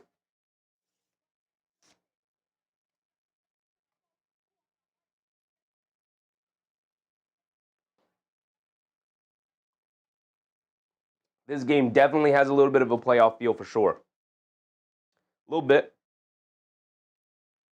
Really interested to see if we're going to see Ausar Thompson check back in for Green here, who's 1 for 5. I think his offense has been really detrimental to his team. I like that he's not hesitating, to put open threes up. But there were about 2 of them, I'd say, that I didn't really like at all. Just kind of like no hesitation fired from 3. Like, all right, brother. All right. Clearly, it's not your night from the perimeter. He's not a very consistent three-point shooter anyway. So if you see the first 2 not going down, maybe don't keep hoisting him up at the rate that you were. Still shoot the open ones, but I'd probably want my all-defensive wing out there again with Thompson. We'll see what they come out with after this timeout. 6:45 to go. Approaching the halfway point of the second quarter, and the Hornets holding on to a 7-point lead and a lot of the momentum of the game here. Roosevelt said, if don't nobody get nothing, Cade's going to get his. As superstars tend to do. They get theirs for sure. It may be inefficiently, but I'm walking out of here with something. Rojo said, gotten tightened up on the threes from the Hornets, though, for real. Yeah. Hornets killing you from three-point range. Got to get back to running them off the line as much as possible, which is why I'd put Thompson back in, and Thompson is back in. Cade down the lane, mishandles the ball, but swings it out to an open Harris who relocates along outside the three-point line on the right corner and got it to go down. 49-45 now. LaMelo Ball has it up top, being guarded by Thompson. Coming to his right, a familiar screen. Pulls it back out as Herter switched onto him. LaMelo's going to dance with it. Steps back, right corner 3. Comes up short. Terrible shot, but that's what he does. And now Cunningham bringing it down the other way, picked up by James, who's back in the game to get it out to Harris. Harris tries to kick it out, and Lamelo ball jumps the passing lane and knocks it out of bounds. Good job for Lamelo, knocking it out.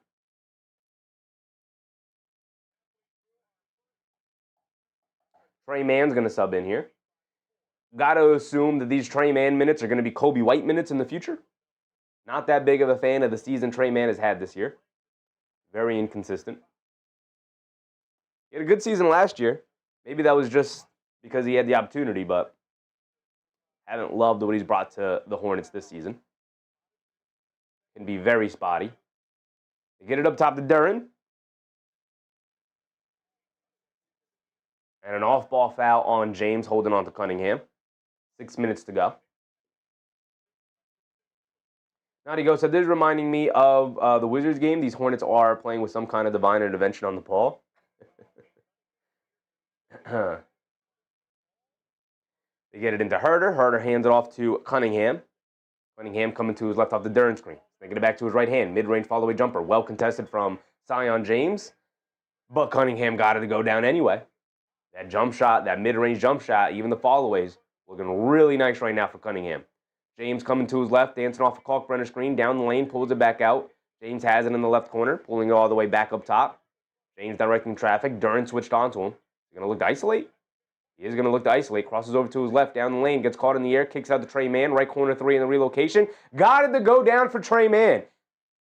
The basketball gods might be intervening here tonight for sure, as these three-point looks going down automatically here for the Hornets here tonight, especially after the first quarter start. Down the lane is Cade Cunningham. Gets caught in the air and throws it away. Too wild of a play from Cunningham there. Great relocation from Trey Mann to that corner.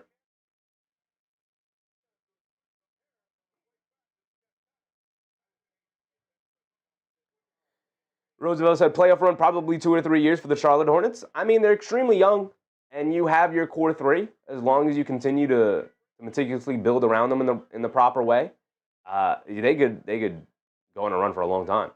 I don't see any reason why Lamelo, Khan, or Brandon Miller should go anywhere. Brandon Miller straightaway 3, got it to go. Beautiful set play for the Charlotte Hornets to get him wide open, curling to the top. Knocks down the straightaway 3, and it's back up by 8. The Hornets go. Danish Jenkins is in the game for Cunningham, by the way. Danish Jenkins, mid-range pull-up jumper. Can't get that one to go off the back of the rim. And a good boxing out from Miles Bridges there, and allows Trey Mann to sneak in for the rebound. Bridges directing traffic. He's got Jenkins on him, so he's going to put it in the post. They bring a double. Trey Mann deep 3, terrible shot. Comes up short. Take a dribble in, brother. Take a dribble in.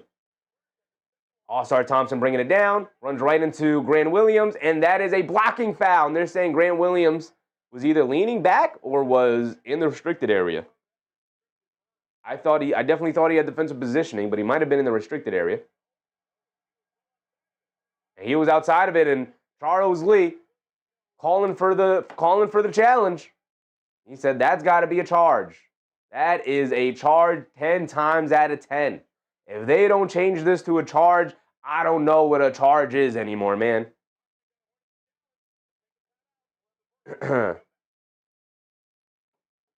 We have 4:24 to go. That needs to be a charge, man. That needs to be a charge. Offensive player jumping up in the air. Grant Williams is standing right there. He has defensive positioning. He had defensive positioning after Ausar Thompson, before Ausar Thompson got up in the air. So he has established positioning there. Charge to me. It's a charge.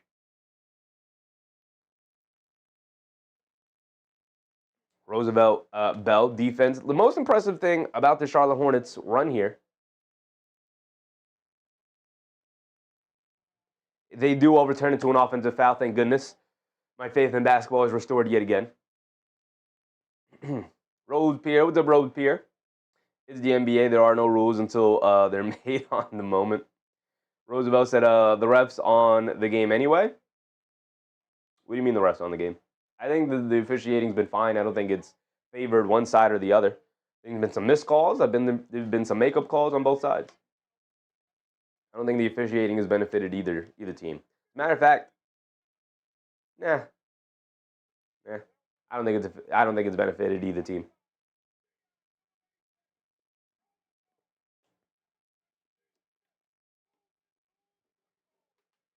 So here we go. The Hornets are going to get the ball back here after the charge. Counts as a turnover. Trove said, I haven't been here, and I think it's been called fair. Yeah, like refs are going to miss calls. I think they've missed calls for both sides. I think there have been some makeup calls for both sides. Like there was that one play where Caris LeVert got stripped by Josh Green, and they hit Josh Green with a foul. I thought that was a clean one. So the Pistons, catch a break on that one. So I don't think it's favored either side. I think it's been fine. I think the players are deciding the game, which is all you could really ask for. 8-point lead for the Hornets here. Their three-point shooting has been bananas so far. We will be looking at the team stats come halftime. Antonio Hutcherson. What's up, Antonio? Is Duncan ever going to activate? Duncan Robinson has what? 1 made 3 tonight? Oh, he's 3 for 4. He's got 6 points. 2 made 3s probably, right? Has he knocked down a 3? He might have knocked down a 3. We'll look at all the box scores and everything.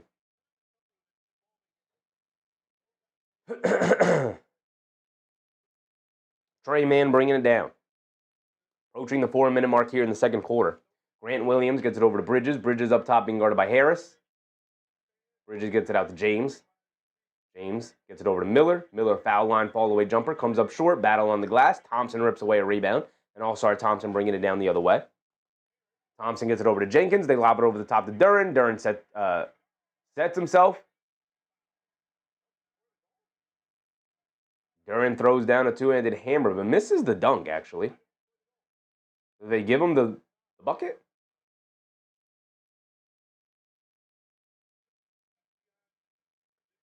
Show the replay. Call a goaltending? Okay, it's a goaltending on Sion James. Or Sion James? Am I pronouncing him correctly? So they score the dunk for Duren. Trey Mann on the other way. They kick it up top to Miller. Hand it off to Grant Williams. Miller has it. Dancing with it against Duren on a switch. Miller, middle of the lane, stops, turns, spins, pivots, fall away, throws it up, can't get it to go. Grant Williams battling for it, gets grabbed and held by Thompson, and Thompson gets hit with a foul.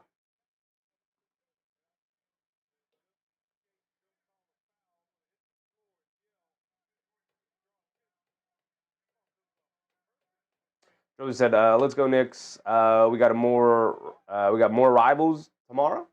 I mean, the Pacers are not very good, so Knicks should. Although Zubac is there, Zubac is very good, and no Mitchell Robinson tomorrow. So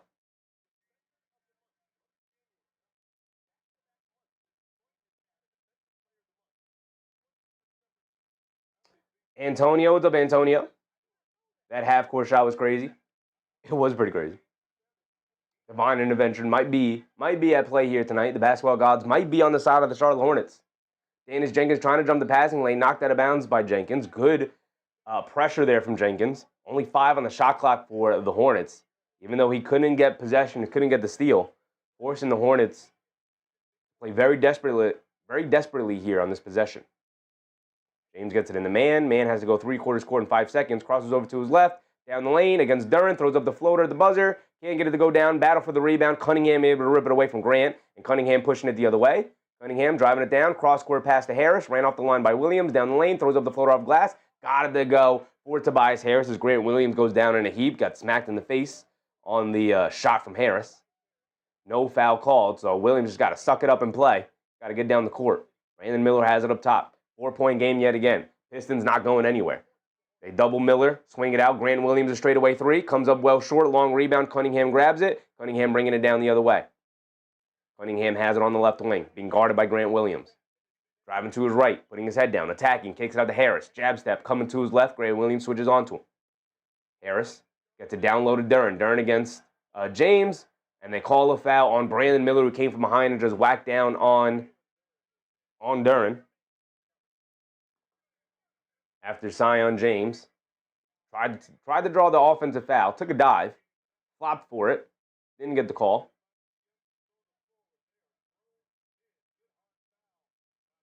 MBM, what's up, MBM?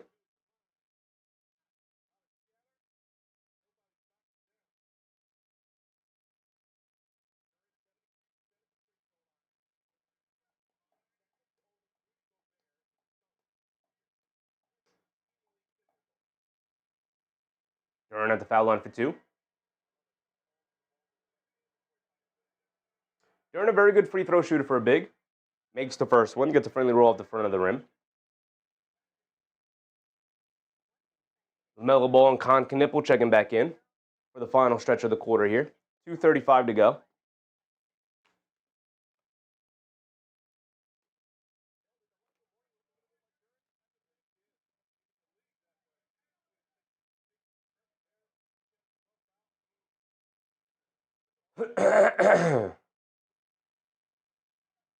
Duren knocks down both. 2-point game, 55-53. Pistons not going anywhere. 2:30 to go. Lamelo Ball back in along with Cunningham, along with Brandon Miller. Starting 5 in, actually. Cunningham down the lane. Tries to leave it off inside to Diabate. Diabate tries to kick it out, but knocked out of bounds by Duncan Robinson.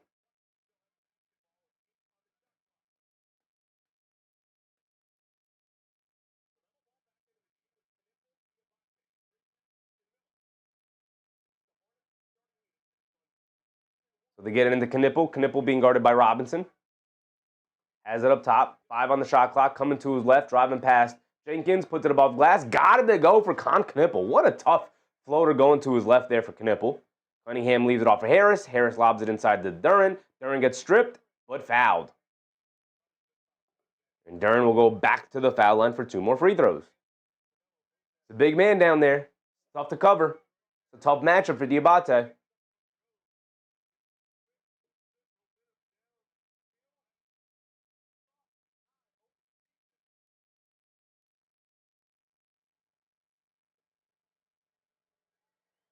So Jalen Duren back at the foul line, rattles in the first one. He's now 3 for 3 from the foul line. A couple of perfect free throws. Nice soft touch for Jalen Duren at the foul line here. He's gotten a couple of friendly bounces as well. Rowe said, how long you been doing how long have you been a Hornets fan, or is it Knicks? Not a Hornets fan at all. Just a fan of good basketball.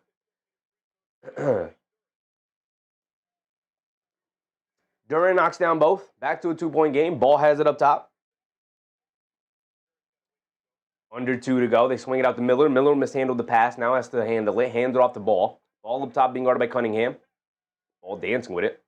Coming to his left. Inside pass to Diabate. Down the lane. Goes up. Gets stripped. Battle for the ball. Can't snag it. Harris pulls it away. Here comes Cunningham. Full head of steam down the lane. And gets chased down by Cunningham. Knocked out of bounds. 1:30 to go. Naughty Ghost said the Hornets 3 ball has been blessed this game. We'll go through the team stats and see exactly where both of these teams stand with their perimeter shooting, with everything.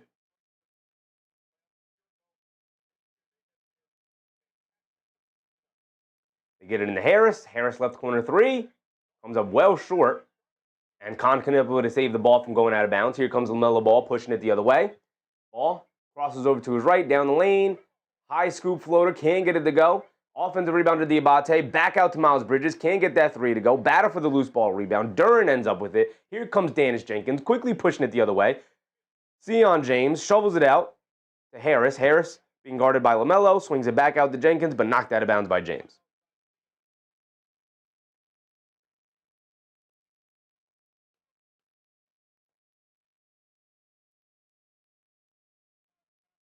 Roosevelt said, I thought you were a Charlotte fan too, Chevy. Absolutely not, brother. Absolutely not.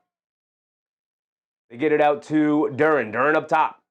Being guarded by Diabate. Excellent defense from Diabate. Sneaks it down low to Duncan Robinson, who spins off of Lamelo on the pivot and able to get under him and get the easy layup. And we're tied at 57, under a minute to go.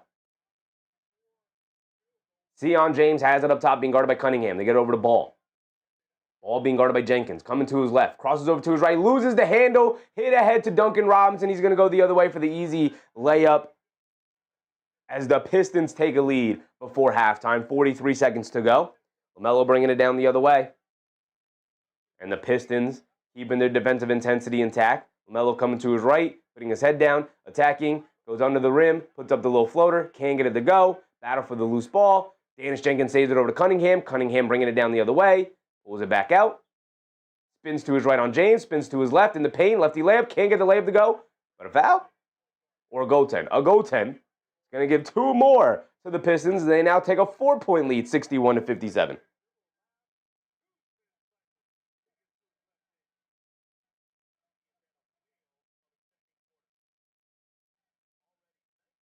Rose said, what's your team? You don't really have one? I'm a Knicks fan, brother. We cover every single Knicks game. We don't miss them. Cade Cunningham up to 15 points in this quarter. My goodness, my timer ticked out, but this should be the final possession of the quarter. 14 seconds to go. Ball has it up top. Shot clock is off. Ball is going to wind down the time as much as possible. 5 seconds to go. We got to go. Coming to his left, and Dennis Jenkins uses the foul to give.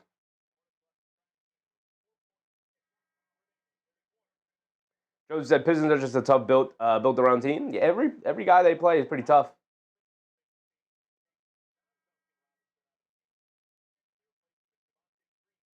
Carl James, what's up, Carl?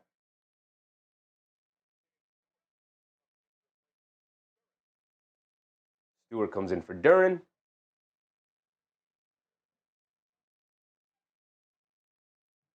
Miller will inbound it. They only have 4.6 on their clock to get it into Grant Williams. Over to Lamelo. He's just going to fire it deep. Can't get it to go. Battle on the glass. Can't grab it. Grant Williams asking for a foul. He's holding onto his own jersey, saying they're grabbing me. They're grabbing my jersey, keeping me from fighting for a rebound. Ref saying, all right, keep an eye on it in the second half. We'll see. We'll see what happens. But the Pistons roar back after the excellent shooting display by the Hornets in that first half, went ice cold to end the second quarter there and allowed the Pistons to get back into this one and eventually take the lead 61-57. Talk about it. Let's go around the league. We got some games going on as well. Got some other games going on around the league. Let's start by going around the league, and then we'll start breaking it down before we get into the second half. So going around the league, obviously we know our Pistons-Hornets coverage going on here tonight, but the Bulls taking on the Nets. Battle of the bottom over there. Both teams in full tank mode. You got Jazz taking on the Heat. Jazz are in full tank mode. They had a game where I believe they were leading by 17 going into the second quarter until going into the fourth quarter until eventually the Utah Jazz in full tank mode decided to not play pretty much any of their starters in the fourth quarter and pretty much ensured that they would lose the game. So pretty distasteful display across the league with a lot of these tanking teams, Wizards including, sitting a bunch of guys playing the Brooklyn Nets that night, trying to make sure they lose as many games as possible. Pretty bad basketball all around. The NBA has to do something about these tanking teams. We have what? We have like 20-something games left. Almost 30. We have a little under 30 games remaining. And teams are just blatantly tanking. You're telling me fan bases are going to have to sit? Excuse me. Fan bases are going to have to sit 25 to 30 games of their teams just not trying to win basketball games, not even prioritizing development. The Wizards sat Alex Sarr and Keyshawn George. They're two most important players for development in that game against Brooklyn. It's like, no, man, these are the games they should be playing in, trying to win basketball games. But Thurston said, should be able to tank and get rewarded. Yeah, they got to find another way for the lottery to work, man, for sure. Rose said, good basketball, always just good entertainment. I think all anybody's really asking for is just for their teams to try, whether they're good or they're bad. If you're a bad basketball team, you're gonna be in the lottery. I don't think flattening the lottery odds even more is gonna help. Maybe it will, but part of me is like, why don't we just do lottery for the first 10 picks? That'd really just that'd really make teams not want to tank anymore. Jazz and Winter battle the Turtles and the Snails. All right, let's keep it going. 27-22, Bucks versus the Magic. Not a great NBA slate tonight.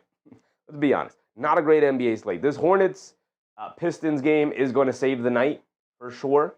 Really the only watchable game in my opinion. You got Bulls Nets, two bad teams. You got Jazz Heat. The Heat are a mid team. Jazz are a bad team.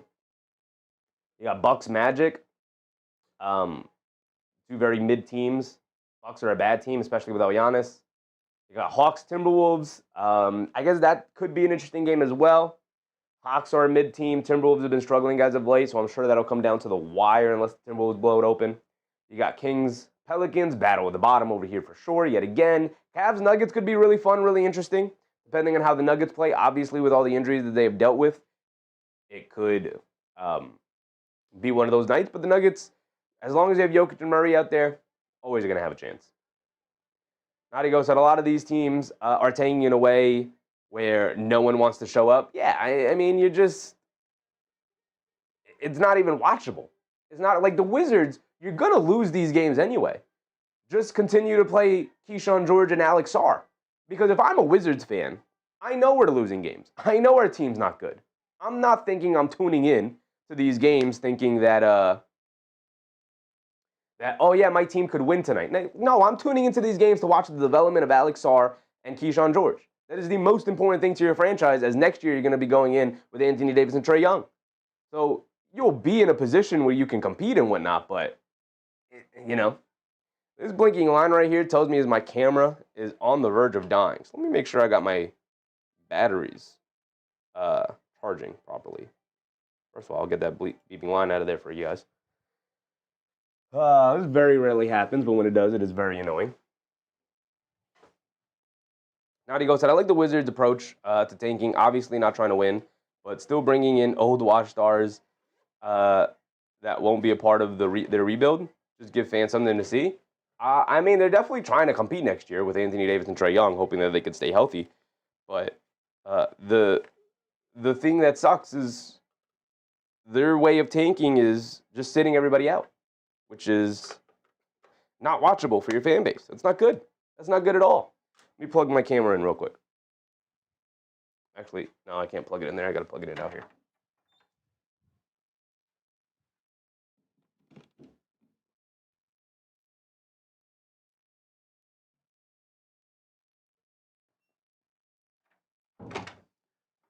All right, we'll leave that plugged in. We should be all right.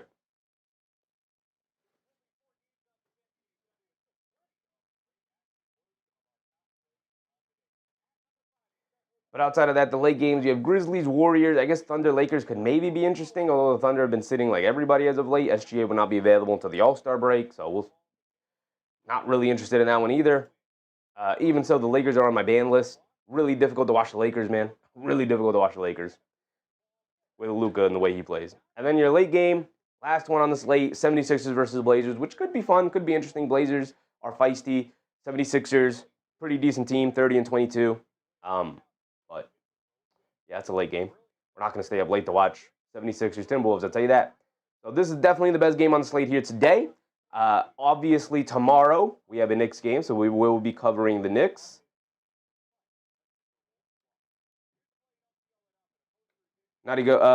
Rowe said they should be good because I like their young core. So some years they should be contenders. The Wizards should be contenders. I mean, depends on their development, depends on what kind of draft they end up with this season. Going into next season, you can't really rely on Anthony Davis and his health. Can't really rely on, oh my goodness, Anthony Edwards catch a body over Brook Lopez. Can't really trust Trae Young to. I mean, he could uplift your offense for sure, so it'll be better. Nadigo said, I don't. I think this was just to put butts in seats. Anthony Davis maybe make some noise, but I still think Trae Young is a liability. Trae Young is always going to be a liability, but what's the counterpoint? Bub Carrington, who's also a liability defensively and is not nearly the offensive player either. Like, when you start at nothing, like, Trae Young is a huge upgrade. They're not going to be contenders with Trae Young, but they will for sure be where the Hawks were when Trae Young was there because they got good role players around them. And again, it'll depend based on who they end up with in this draft. They end up with a top 3 guy. You know, a lot of people feeling like this is a top 3 guy type of draft between Peterson, DeBansta, and Boozer. We'll see. Slick said, shouldn't have took Cunningham's unders. No, probably a bad move. Tomorrow, our NBA slate starts 7 o'clock for our pregame coverage as usual. As we're going to watch Pacers-Knicks. Do we have a late game to watch? 7:30, so game is going to be over around 10. We got to do a 10 o'clock game. That would be Spurs, Lakers, late game. Lakers on the ban list. Don't really want to watch them. Good on the Lakers. Although Austin Reeves is back, so it makes them a little bit more watchable. But still going to pass on the Lakers.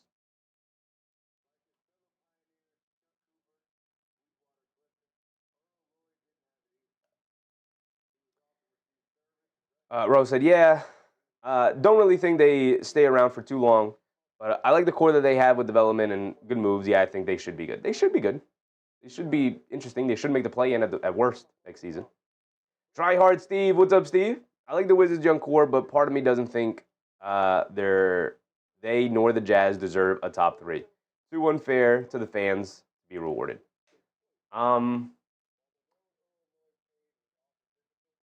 Maybe the Wizards do, because the Wizards have been so bad for so long. Like, please give that organization something to be happy about. But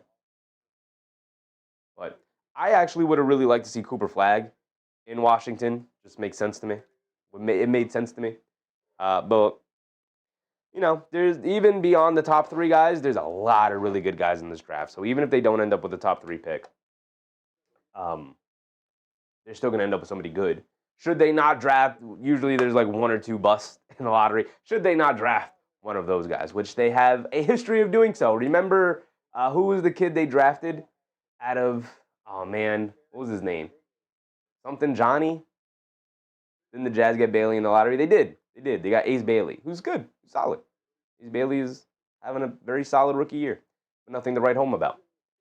All right, let's look at the box scores. Let's look at the game cast. I mean, the team stats. So overall, the Pistons have only taken 3 more shots. The way that ended up, they started the game with 8 more field goal attempts off of some really early offensive rebounding over the Hornets than the Hornets. And they end the first half 44-41, so pretty even. Only 3 more field goal attempts than the Hornets. This is something I like to track as the game goes on, is who's winning the possession battle. And so far right now, the Pistons with a very, very small lead in the possession battle. But they have made far more shots, 6 to be exact, 6 more shots made for the Pistons here. But the Charlotte Hornets have made 10 more threes, 12 for 25 from three-point range, an incredible shooting night for the Hornets. At one point, I believe, as a team that hit 7 or 8 straight threes. Insane shooting night for the Hornets, and yet find themselves trailing by 4. 2 for 13 from the three-point line for the Detroit Pistons is not good, 15% from the field. 11 for 12 from the foul line for the Pistons, 9 for 9 for the Hornets, so pretty even there for the most part. Only a 3 free throw lead for the Pistons. They are a more physical team, so that makes sense. That tracks. 22 rebounds to 17. They're winning the rebounding battle, which is very important when trying to win the possession battle, is winning the rebounding battle. They have 2 more offensive rebounds than the Hornets, and they've also snagged 3 more defensive rebounds. 14 assists to 12, so about even. But look at the steals. 5 steals to 1. Points off of turnovers. That is 4 to 9. Oh no, conceded off turnover. 5 to 12. So the Pistons scored 12 points off of turnovers, where the Charlotte Hornets have only scored 5. So this is obviously one of the bigger issues here tonight, is turning the ball over. How many turnovers? Look at that. No, total turnovers, 9 to 4. So a 5 differential there. That's pretty big. A pretty big differential, 9 to 4. And that's what allowed the Pistons, their defense, causing havoc, causing turnovers, allowed the Pistons to get back into this game. Rose said, how do you feel when Jalen Brunson got traded to the Knicks? And also, how do you feel about Jalen Brunson when he was on Dallas? Well, he didn't get traded to the Knicks. He went in free agency. Knicks signed him in free agency. But when he was on Dallas, the Knicks were in the market for a point guard. It was heavily rumored. Obviously, everybody knew it was the worst kept secret in the league. Leon Rose being his godfather. Tom Thibodeau, knowing him since he was a child, with a relationship with Rick Brunson. So it was the worst kept secret in the league. The Knicks were going to target Jalen Brunson in that offseason. Going into it, I was like, he's better than every other option we've ever had. So sure, I'll take Jalen Brunson. I'll literally take anybody at this point. The number scared me initially a little bit, but then I was also like, man, just go get me some good players. So that's kind of how I felt when he was in Dallas. I knew he was a good player. Figured he could be a quality starting point guard in the NBA. Didn't think at all he'd be a superstar point guard.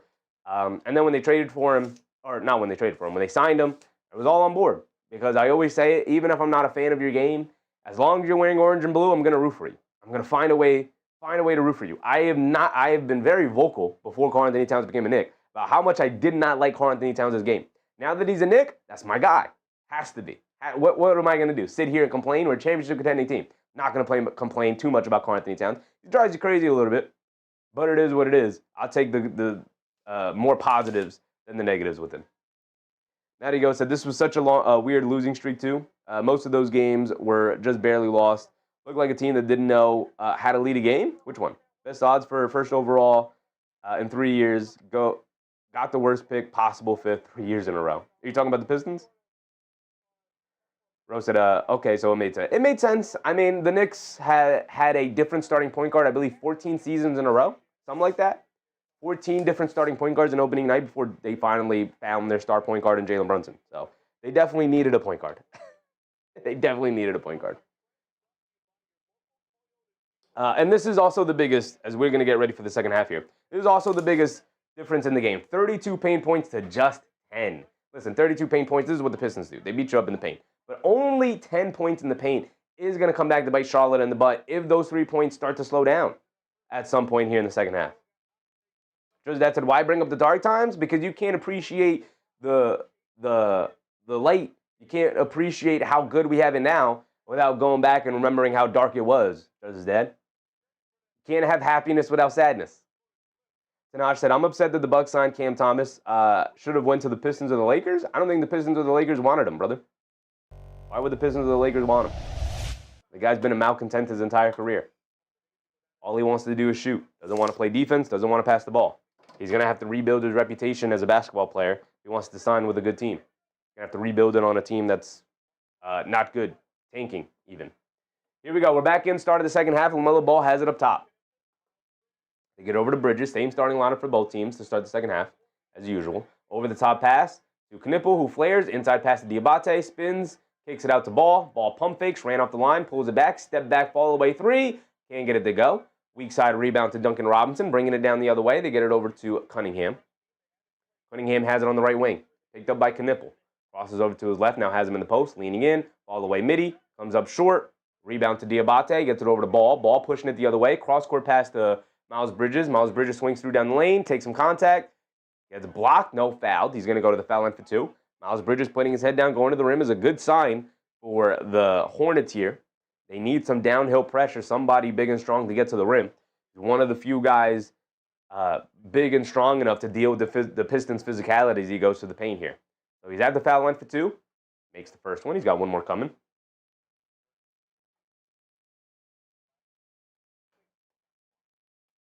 Just that said, Yabu starting at center for the Bulls is so fitting. Shout out Yabu, man. Wishing him well.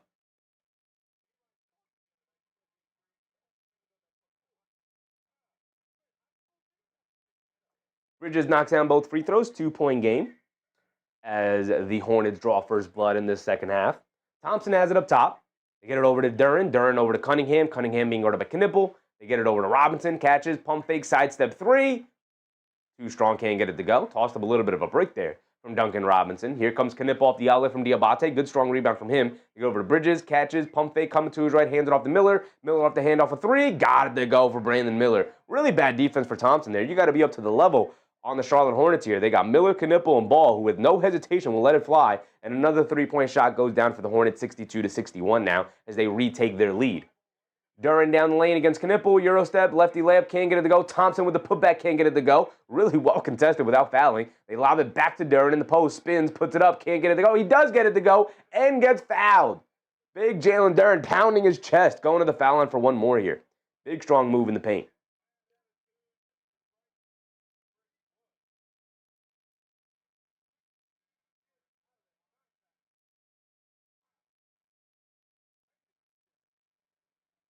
So Duren at the foul line for one more, trying to get 3 points the old-fashioned way. Said, I may not be able to knock down a 3, but don't hang on my shoulders. I'm going up. I'll get the and 1 as he knocks down his and 1 free throw. And it gives them the 2-point lead. 10:30 to go here.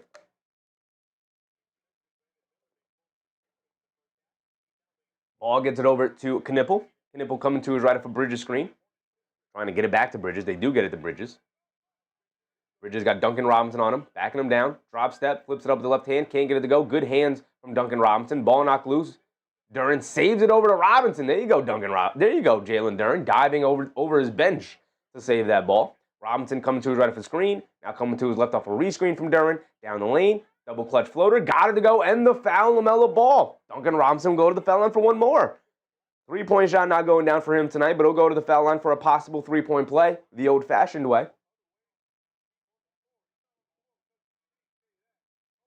Naughty Ghost said, God, I hate the Mario coin sound effect. So many teams do it for free throws. Yeah. It's definitely overdone.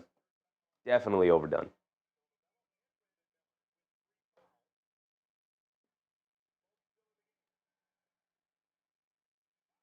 Robinson misses the free throw ball with the rebound. That's LaMelo Ball's third foul, by the way. Brandon Miller also has 3 fouls. Both guys in a little bit of foul trouble here. Under 10 to go. 4-point game. Ball up top being guarded by Thompson. They get it over to Diabate. Back to Ball. Ball coming to his left. Off the screen. Down the lane. Under the basket. Nash dribble. Keeping it alive. One-legged fall-away jumper. Comes up short. Duncan Robinson the rebound. Quick outlet to Cunningham. Cunningham bringing it down. Cross-court pass to Harris. Harris goes up against Bridges. Can't get it, but saves it over to Duren. And Duren is too big, too strong. Muscles through the contact. And able to get the layup over to Diabate. They got no answers for Duren. They're just not big or strong enough. Diabate is a nice center, but really struggling in that matchup. Duren's just too big and strong for him. Miller hits Diabate, swings it out. Miles Bridges wide open right corner 3, comes up short. Harris the rebound, bringing it down the other way. Harris has it up top, being guarded by Miller. They get over to Duren. Duren being guarded by Diabate. Duren crosses over to his left, goes right through his chest. All the way jumper for Duren. Gets a nice soft bounce off the front of the rim as he gets it to go down. And Jalen Duren taking over the game and screaming at the official a little bit. Or maybe screaming at the fans. Definitely screaming at the direction towards the baseline there at somebody. But he has taken over the game here as the Pistons take an 8-point lead. Again, they have no answer for him. I was surprised they didn't go to him a little bit earlier in the game. Or he just wasn't as aggressive a little earlier in the game. Diabate can't guard him. He's too big. He's too strong. It's going to have to force other guys to come and guard him. I'd probably put Miles Bridges on him just because he's stronger. I know he's shorter than Diabate, but just because he's stronger. And I'd put Diabate on Thompson and just allow Diabate to roll. Don't love the Diabate on Duren matchup. He's absolutely dominated so far here in this third quarter. As he should. You put a weaker, smaller defender on me, you should be able to go take advantage, especially as an all-star.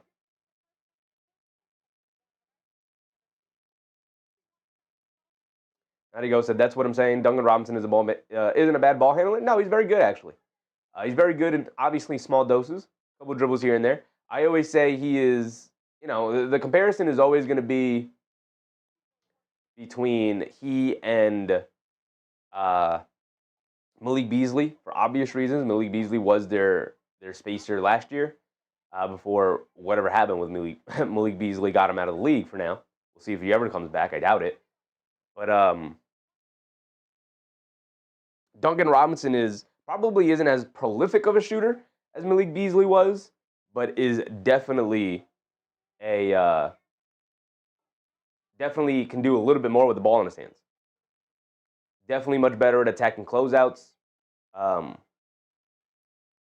Definitely better at reading handoff situations and hitting slip passes. A lot of that comes from his time in Miami. Obviously, Miami, a very good developmental system, of course.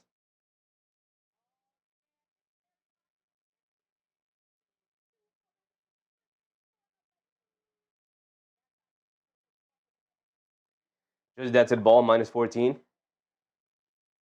Ball now 4 for 14. There was a stretch there in the second quarter when he came back in after picking up the 2 fouls in the first, where he really started to break the game open a little bit. I think now he's kind of forced it, taking a couple of really bad looks here, both in the mid-range and from three-point range. Really off-balance looks. Brandon Miller's minus 20. Well, the starters have really struggled against the Pistons starters. Going back to the start of the game, their bench is what really brought, not that they're bench entirely, but the defense from their bench and the offense from the starters who remained in, like Brandon Miller, really propelled them earlier in the game when they went down like this. Naughty Go said, Duren is such a huge mismatch. Can't put someone small on him or he's going to ruin you in the pick and roll. And if you put someone too light on him, he's just going to drive. Yeah.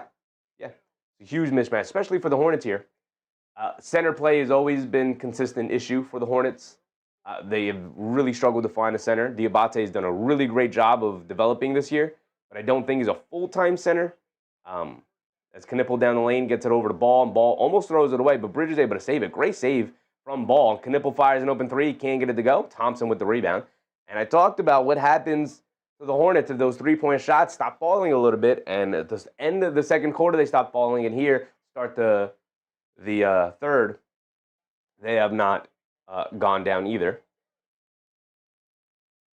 A missed jumper from Ausar Thompson, and Duren gets called for a foul battling for the rebound. So the ball back to the Hornets here. Here comes Lamelo Ball bringing it down.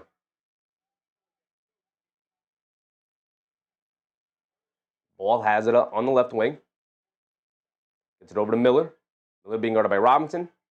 Miller driving to his left, down the lane, through the contact. Tries to sneak it into Diabate, and Harris right there easily picks it off. Now Harris bringing it down against Bridges, driving to his left. Having him in post, waving everybody off, going one-on-one, backing him down.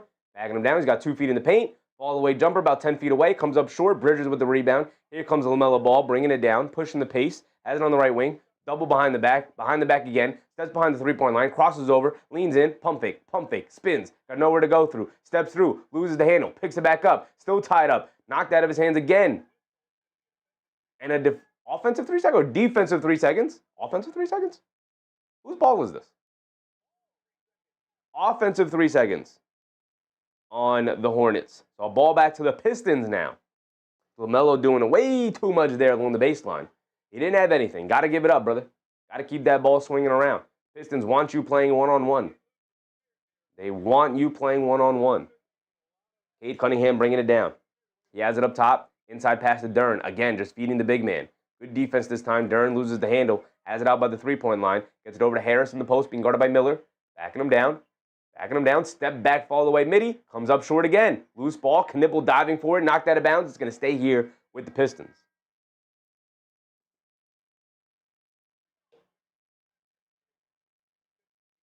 Sion James is going to check in here. They really benefited from his defensive tenacity in that first half. He comes in for Lamelo. I'd probably get him and Josh Green back in the game. Josh Green very shortly here. You still want to match up with the size of the Pistons. They get it into Duren. Duren's going to keep it, fakes the handoff, drive it right through Diabate's chest, and Diabate just forced to grab him. And now Diabate and Duren getting into it, and some punches thrown. Oh, wow, Diabate swinging. Oh, that's going to get him out of the game. Oh, they really swinging. They really scrapping. They squaring up too. And Diabate, he's got like 20 people hanging on him right now.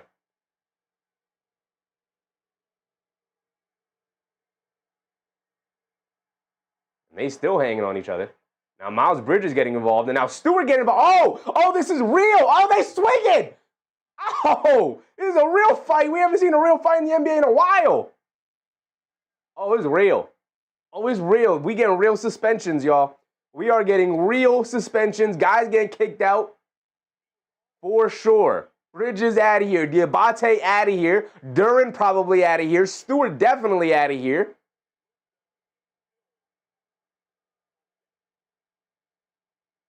Tempers flaring for sure. They are getting them out of here. I'd just start escorting them to the back right now. I'd be like, you're done. You're done for the night. Get them out of here. You're definitely getting ejected.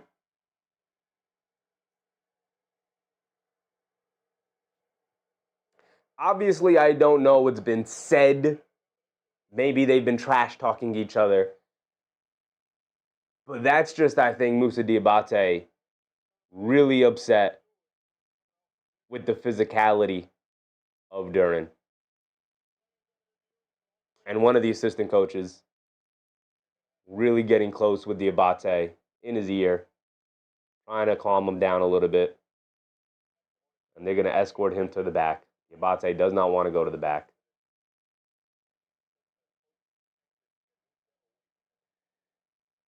Flick said, I took Diabate under 2. This pony game he's having must got him on edge.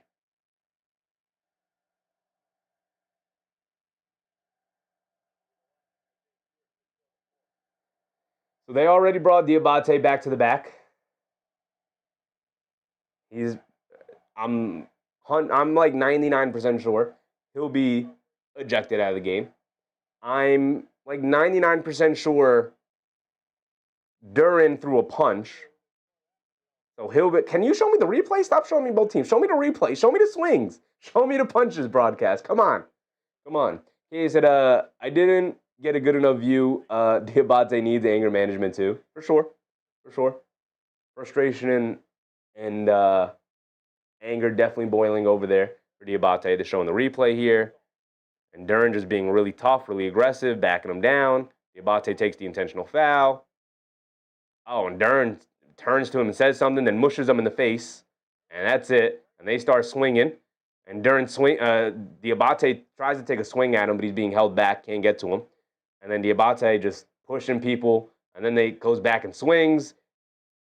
Duren squares up, but he never takes a swing. So Duren will probably stay in the game. Maybe he'll pick up 2 techs, but he'll probably pick up a tech, but stay in the game.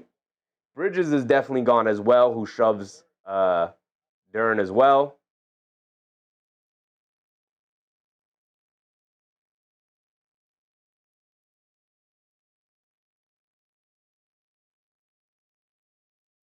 And then there was another fracas where Miles Bridges and Isaiah Stewart get into it.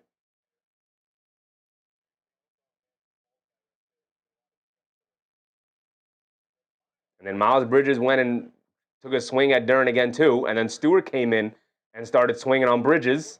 And then they really started tying up and swinging at each other. So they're both gone.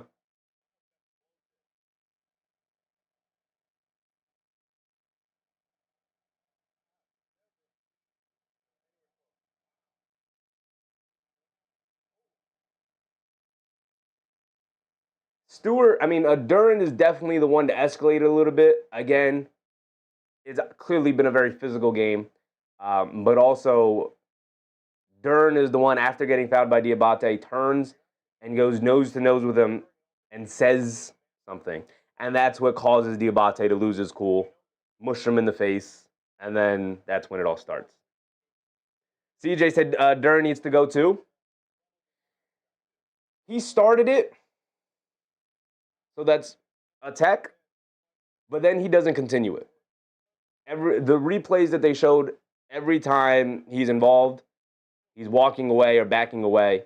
He doesn't escalate it any further past the initial fracas. So I could see him walking away with 1 tech here. Stewart definitely gone. Miles Bridges definitely gone. Diabate definitely gone.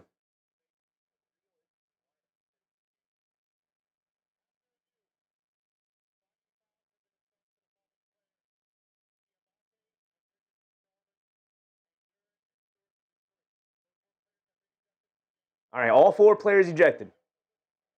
Duren, Stewart, Bridges, and Diabate.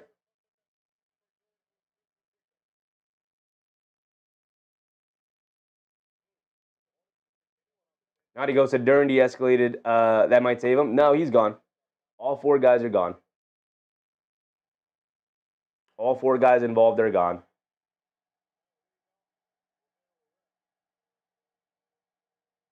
Normally, in a situation like this, I'd say something along the lines of like, you like the fight from your team, but I think that's just I think that was a lot of anger and frustration boiling over. Stewart's side, he was just stepping in to help his guy, Duren. And Miles Bridges went and approached him. He was not in the game, so he came up off the bench. That is probably going to give him a harsher punishment as well. And then when he and Miles Bridges kind of tied up a little bit, you could see like they immediately get crowded by people trying to break him up. But you could see like because they're the 2 tallest guys in the scrum, obviously, you could see Isaiah Stewart like they're tied up and Stewart's just like hammering away on Bridges. So I could see him getting maybe like a 5-6 game suspension or something. Roosevelt said parlay screwed. That's what you get for betting. Eric C said, damn, I just returned from dinner. What happened? Duren started dominating the game. They dumped it down low to him again. He just hit a drop step on Diabate. Diabate gave him a hard foul. Duren turned and went nose to nose with him and started talking crazy, apparently. I don't know, obviously, what was said, but Duren was the guy who initially had something to say after the foul, got to the face of Diabate, and Diabate mushed him, and then it all starts, and they start going back and forth. Diabate was extremely angry, broke away from the officials trying to hold him back multiple times, and took a couple of swings on Duren. I think maybe he only connected just to one mush. I don't think he connected a punch after that. But they eventually calmed that down, but then Miles Bridges came over and threw a punch at Duren. And then Isaiah Stewart ran up off the bench and got tied up with Miles Bridges before eventually getting broken apart. And all four players are gone. So the only big man remaining, I believe, for the Detroit Pistons here is Paul Reed. And they have 7 minutes to go here in the third. Suns Gents said beef stew, just an idiot. I praised him in the pregame. I think he's done a really good job of keeping his emotions intact. Last year I'd agree with you, he was an idiot. But this season, I think he's done an excellent job of maintaining cool and not getting into as many practices as Paul Reed is the guy chosen by the Hornets bench to take the 2 free throws here. He misses the first one. He's got another one coming. This one he wasn't even involved with, but Miles Bridges ran over after everything was de-escalated and they broke both guys apart. Miles Bridges ran over and escalated it again by throwing a punch at Duren, and that's when Stewart ran up to defend his guy. I'm not even going to blame Stewart on that one. Defended his guy. Now he goes, how about don't bet? I mean, that's always my advice. I'm not a bettor. Ball has it up top. Paul Reed did split the free throws. Ball will pull up 3. Got it to go. And it might bring some momentum. This might bring some momentum to the Charlotte side. We'll see how it goes. We'll see how Detroit responds as well. Hornets, good response there, knocking down the 3. Cunningham down the lane, puts up the floater, can't get it to go. Thompson, an offensive rebound. They kick it out to Harris. Harris has it up top. Swings it over to Paul Reed. Paul Reed puts up the 3 over Kalkbrenner. Got it to go for B-ball Paul. Paul Reed responds with the 3. Ball bringing it down, crosses over to his right, blows past Cunningham. Down the lane to Kalkbrenner. Kalkbrenner goes up, flips it up, got it to go down. No real rim protector anymore. Ausar Thompson probably their best rim protector. Duncan Robinson rushing it the other way for a 3. He got it to go. And the Pistons responding now. 10-point lead for the Pistons, their largest lead of the game. Knipple has it up top, coming to his left off a Brandon Miller screen. Coming to his left, ball knocked out of his hands. Picks it back up, pulls it out. Knipple crosses over to his left and a foul on Ausar Thompson.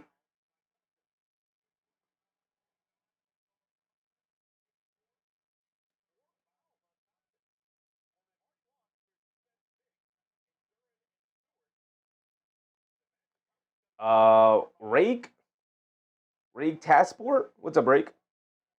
Does he play Levert? Levert does play. He played in the first half. We'll see if he when he gets in here in the second half.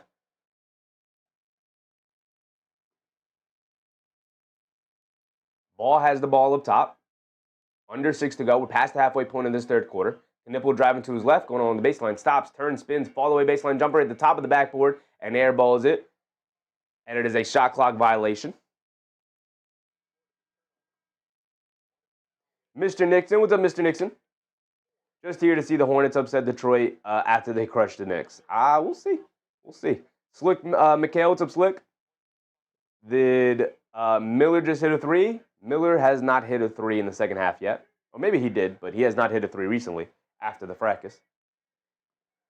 Cunningham has it up top, crosses over to his left off a screen, spins to his right, down the lane, puts up the floater, got it to go over Kalkbrenner, who's coming over for a block shot. And Cunningham just got it right over him. D pull-up 3 for Miller. Off the back rim, can't get it to go. Grant Williams, the offensive rebound, goes up, draws the foul on Javonte Green. Will send Grant Williams to the foul line for 2 free throws.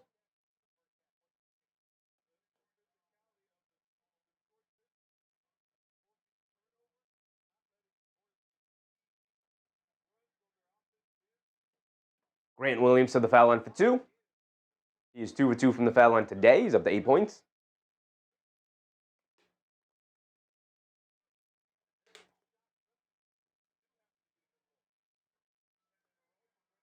Grant Williams knocks down his first free throw. He's got one more coming. Josh Green coming in for Miller here.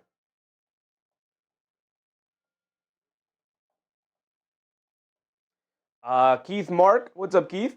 First time visiting the live stream. Your play-by-play is nice. Appreciate you, Keith. Appreciate you, man. We're live 6 days a week, trying to cover as much basketball as possible.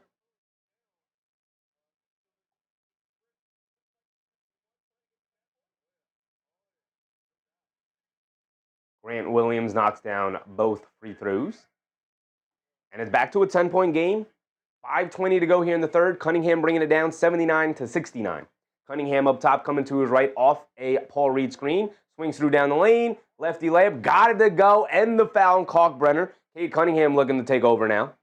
Said, no Jalen Duren, no problem. I got this. They can't guard me anyway. Going to the foul line for one more.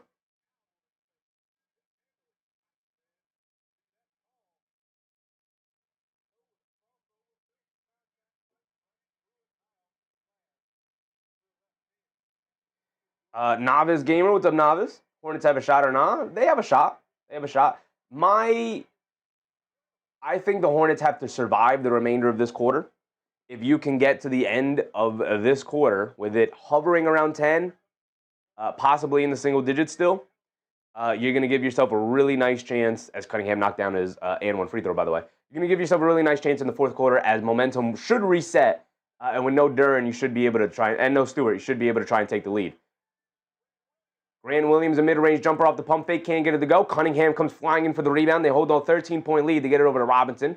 Robinson hands it off to Cunningham. Cunningham swings through to his right, being guarded by Grant Williams. Coming to his left off the Reed screen. Pull-up three for Cunningham. Can't get it to go. Battle for the rebound. Knocked into the air. Paul Reed picks it up and gets fouled by Green. And they're in the bonus, so that's free throws for Paul Reed. They're already holding on to a 13-point lead. Could extend it to a 15-point lead.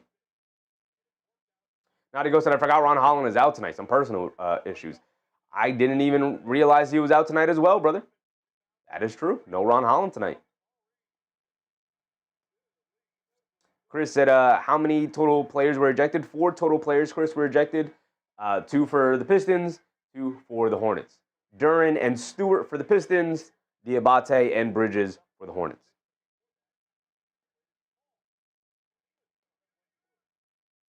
Jeff Brown, what's up, Jeff? Benzino, what's up, Benzino?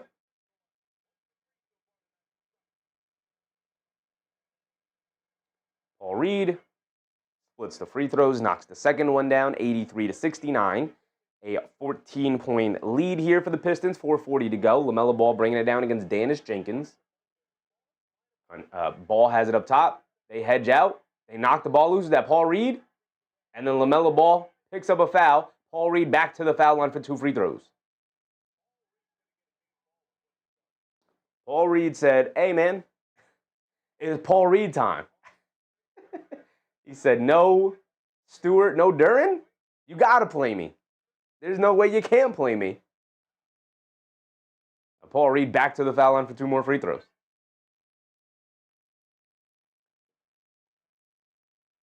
Jeff Brown said, I thought it'd be a better game. It was a really good game.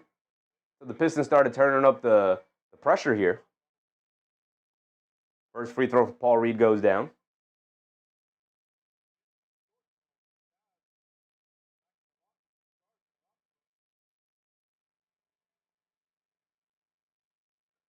Paul Reed knocks down both. 16-point lead, largest lead of the game, obviously. Lamelo Ball has it up top, being guarded by LeVert. Over the top pass, Knipple, right wing 3. Got it to go for Knipple, a big-time shot. They needed to stop the bleeding. Back to 13 it goes. Again, to me, you just need to survive the quarter. If you can get this hovering around 10 or under 10, obviously at best, I think fourth quarter momentum resets. Everybody understands what's going on now. We understand what we need to do in order to win it. Fly-by defense from Knipple, pull-up 3 for LeVert. Oh, halfway down, but he can't get it to stay. Lamelo able to pick up the loose ball rebound, bringing it down the other way. Lamelo, hesitation move, down the lane, lefty layup, gets swatted out of there by B-ball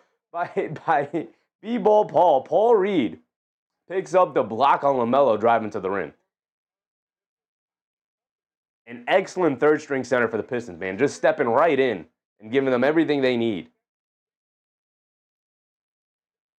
CJ Trent said Melo is 4. Melo's got the 4 fouls. Are the Pistons challenging this? There's a challenge. I assume a Pistons challenge. See who is out of bounds off of.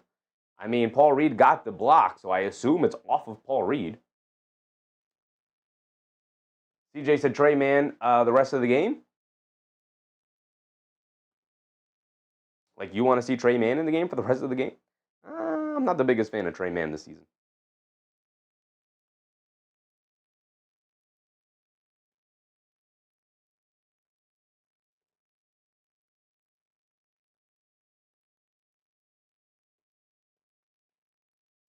I don't know who's challenging this, and I don't know why they would be challenging this.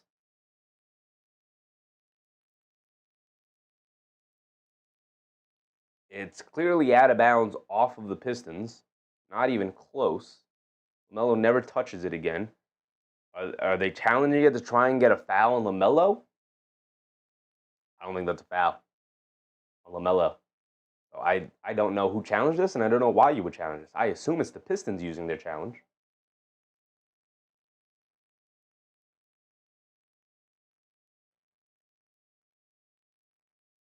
Okay, so they do call the foul.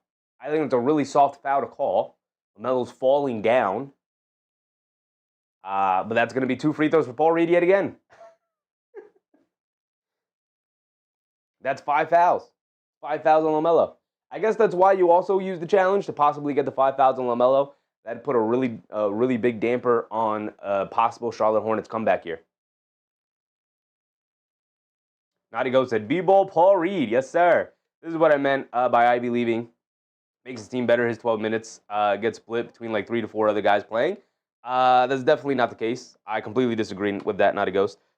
You definitely don't want 12 minutes being split between 3 to 4 guys. Also, the only reason Paul Reed is getting playing time is because your 2 big men just got ejected from the game.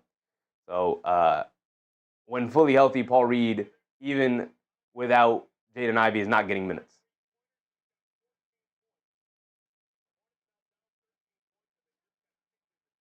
Roosevelt said Melo already got shut down.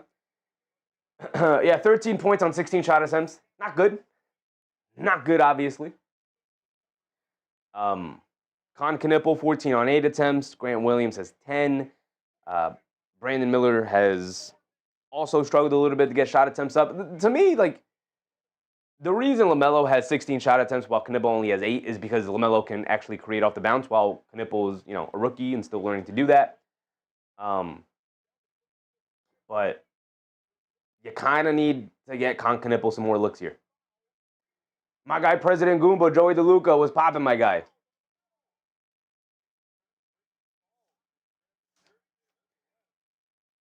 So that's 5 fouls on LaMelo Ball, who now checks out.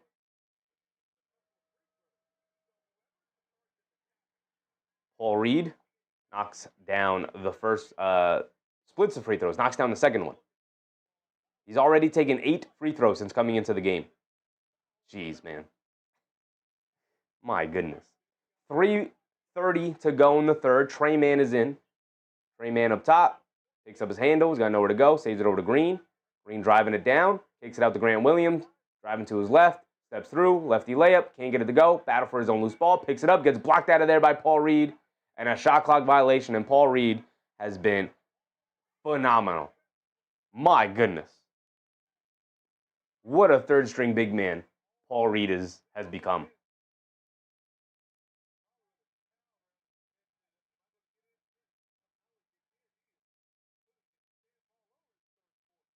Now to go said, I guess I just trust the Pistons bench more. I mean, it just opens up the opportunity that no doubt Danis Jenkins is the number 1 guard off the bench. But I tell you, I definitely prefer LeVert. I mean, I definitely prefer Ivy over LeVert and Herter. So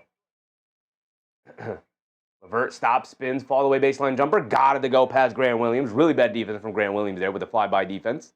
And LeVert makes him pay. Knipple up top, coming to his left. Driving it down in the paint. Cross-court pass. They swing it back up top to Man. Man pulls it out, being guarded by Herter. Crosses over to his right. Pulls it back. Crosses over to his left. Stops, turns, spins. Fall away jumper in the paint. Got it to go for Trey Man.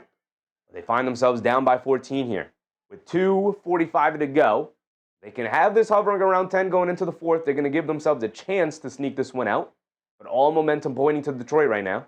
Pocket pass to LeVert coming along the baseline. They try to get it down to Herter. Bad pass from LeVert. Trey Man pushing it the other way off the turnover. Putting his head down, attacking. Stops along the baseline. Tries to shovel it inside the nobody. A terrible decision and pass from Trey Mann there. Herter pushing the other way. They get over Levert, over to Jenkins, ran off the line, kicks it back out to Herter. Wide open left corner three. Can't get it to go.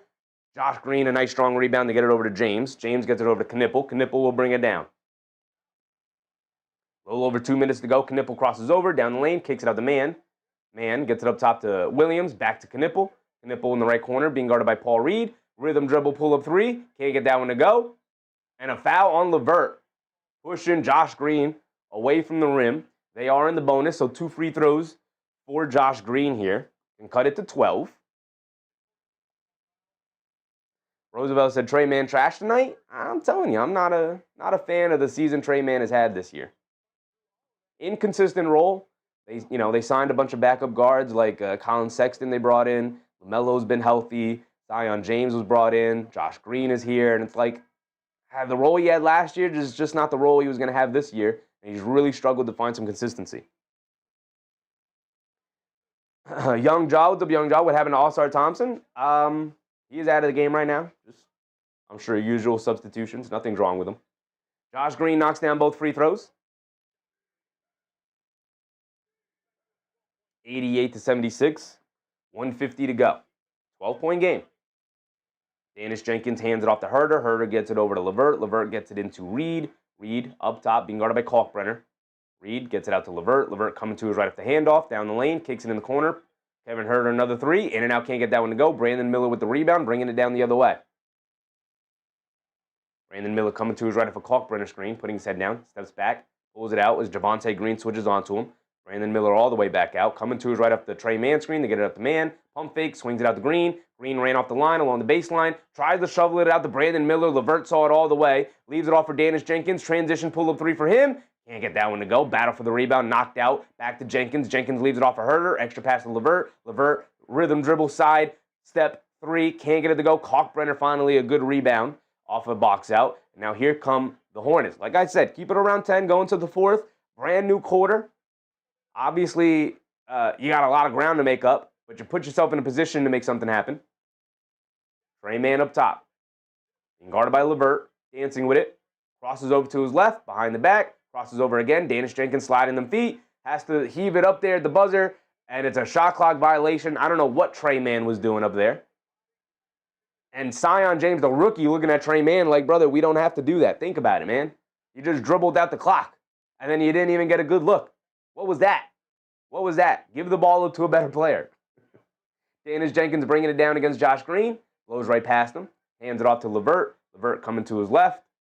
They swing it out to Jenkins. Jenkins coming to his right. Pull up three up the screen. Comes up short. Battle for the rebound. They knock it out of the air. And Trey Mann able to pick it up. Bringing it down the other way. 20 seconds to go. This should be the final shot of the quarter. Although there is about 2-second difference between game clock and shot clock. So maybe the Pistons can get the ball back with enough time to heave it. Trey Mann up top. He'll wind down the clock again. Get it into the hands of Brandon Miller here. Okay, now they get into the hands of Miller. Coming to his right off the screen. Brandon Miller pull up three straight away. Can't get it to go. Battle on the glass. Kalkbrenner padding his stats a little bit. Missed 2 tip-ins before finally getting his own off in the rebound and put back. And guess what? It's a 10-point game. It's a 10-point game. NBN, what's up, NBN? Khan subbed that again. Khan is subbed that again. These are the guys who are on the court right now. Brandon Miller, Kalkbrenner, Green, Trey Mann, and Sion James.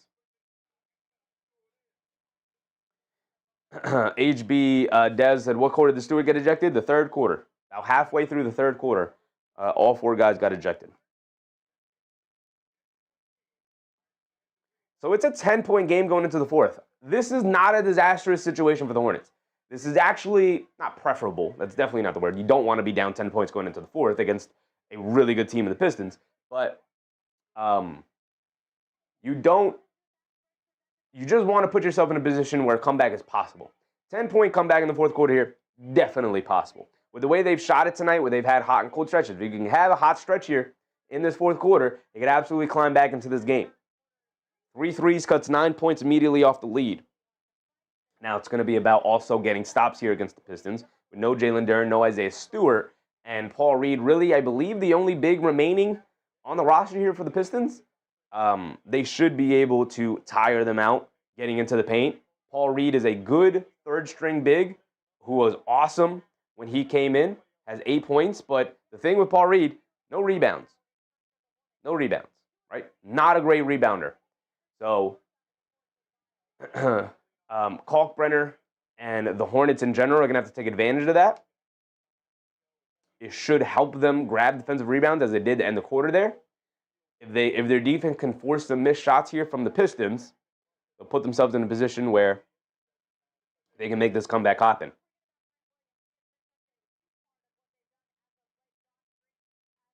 CJ Trent said, we have been down more than 10 and won 4 of them.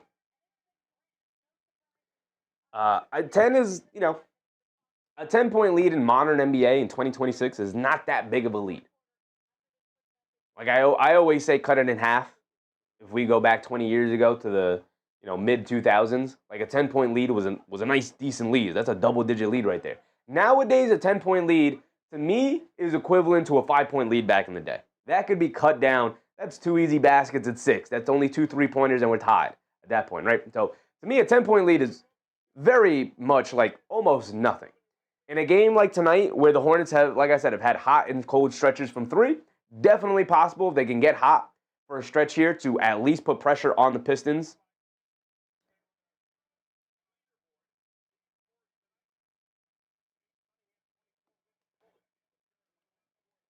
Nani goes and I'm surprised Sasser hasn't checked in yet. I keep telling you, brother, you don't want to play guys like 2 or 3 minutes in a stretch. You are going to stick to a 9 to 10-man rotation, probably a 9-man rotation as you wind down the end of the season. Sasser is not a part of the rotation. As good as he is, as impactful as he can be. Cunningham has it up top, being guarded by Kalkbrenner. We start the 4th quarter here. 12 minutes on the clock, 10-point lead for the Pistons. Cunningham down the lane, misses the floater, battle on the glass for the rebound. And Trey Mann, really tough battling it away from Cunningham there. Trey Mann up top. Coming to his right off a James screen. He's got a lane down the court. Lobs it up top to Kalkbrenner for a 2-handed slam. There you go, Kalkbrenner. Nice drive and kick for Trey Mann there, or drive and lob for Trey Mann there. 8-point game, single digits. Cunningham has it on the right wing, coming to his left. Picks up his handle. Gets it over to Harris. Harris being guarded by James. Harris going to look to isolate, crossing over to his left. Foul line pull-up jumper comes up short. Long rebound, James grabs it. Here comes Trey Mann. The crowd's starting to get into it. You can hear them excited on every missed jumper here for the Pistons now. Trey Mann pulls it out, gets it over to James. James swings it out to Miller. Miller wanted to take the 3, but Cunningham doing a good job of closing the airspace.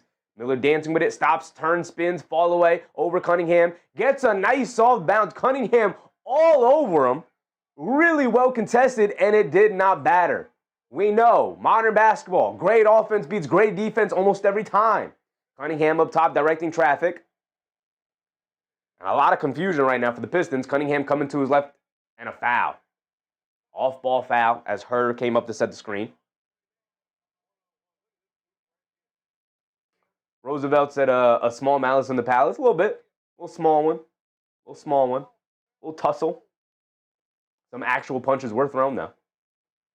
They get it into Herder. Herder hands it off to Cunningham, being guarded by Miller.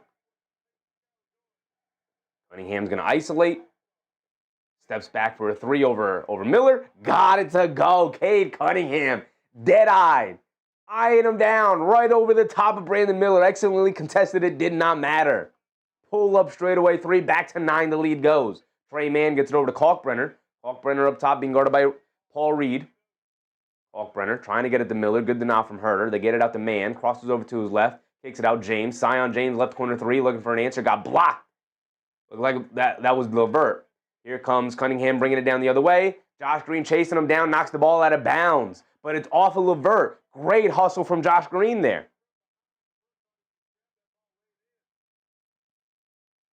Here comes Trey Mann bringing it down the other way. 9-point game. Stops and scores. Stops and scores. Get it over to Sion James. Get it over to Miller. Miller, a nice open straightaway 3. Comes up short. Long rebound. Knocked away. And Levert able to grab it before it goes out of bounds. And he'll bring it down the other way. Brandon Miller will pick him up. He comes off the screen. In and out dribble. Driving it down. Inside pass. Paul Reed mishandled it. But able to pick it up. And gets fouled by Brandon Miller. That's his 4th foul. Not the guy you want to see picking up fouls. Lamelo's already got 5. Now Brandon Miller with 4. And Paul Reed will go back to the foul line for 2 free throws here. Duncan Robinson's coming in. Ausar Thompson's coming in.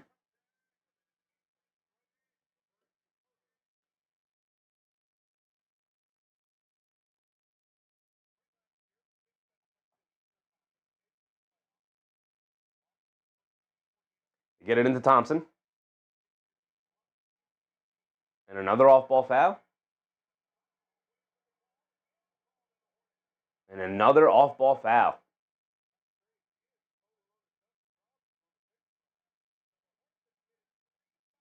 That's already 3 fouls on the Hornets. Going to put the Pistons in the bonus early. Thompson up top. Only have 1 more foul to give before they're in the bonus. Thompson crosses over down the lane against Kalkbrenner. Lefty layup. Can't get it to go down. Trey Mann with the rebound. They get it out to Miller. Miller bringing it down. Miller up top being guarded by Cunningham. Crosses over to his left. Harris switches onto him.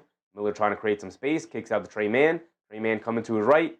Pulls it back. Beautiful step back move, but can he get it to finish? Nope, comes up short. Cunningham with the rebound. Pushing it the other way. Home run pass to Thompson under the baseline.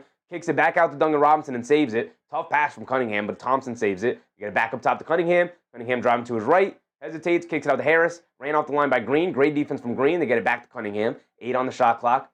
Cunningham coming to his right. Pull up 3, another one. Cade off the back of the rim. Can't get it to go. I was about to say, Cade Cunningham looking to take over. Looking to put the cape on. But the Hornets use a timeout here. Talk a couple things over. 8:25 exactly to go. Here we are. Lionel Monas, what's up, Lionel? Jose, what's up, Jose? I had Jalen under 10.5 rebounds and Cade under 9.5 assists. Well, Cade has how many? He's got 7 assists, so we'll see if you can get it, brother. See if you can get it. Duren already ended his night, so you're good there. Nadigo said that's why the 4 best defenses in the league hold the 1 and 2 seeds. I didn't know the Knicks were a top four defense. Are the Knicks top 4 defense? The Knicks are the 2 seed, brother.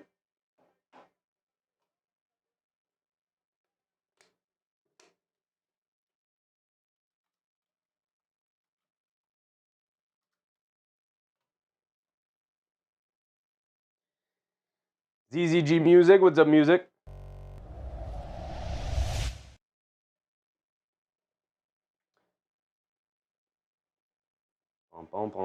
So by defensive rating, the Thunder, the Pistons, the Spurs, and the Heat, those are your top 4.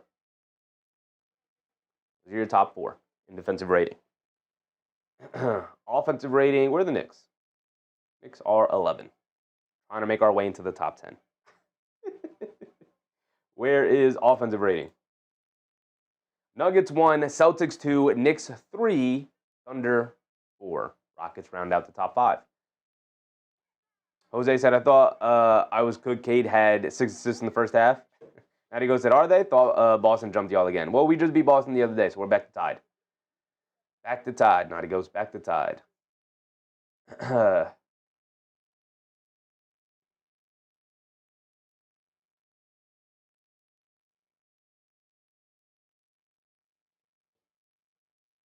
Back to tied we go. The Knicks own the season series 2-1 over the Celtics. Okay, he said Knicks are number 1 for the last 10 games, though. That they are. Trying to finally figuring out their defense. They are up to number 11 in the league on the season. So if they get in the season top 10, that'd go a long way for sure.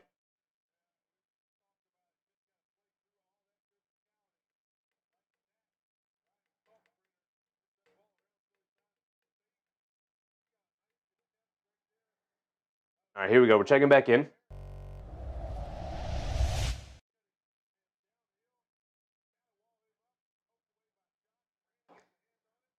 MSU Detroit fan. What's up, Detroit fan? Just ignore the Knicks 30-point loss to Detroit? Why would we ignore that, brother?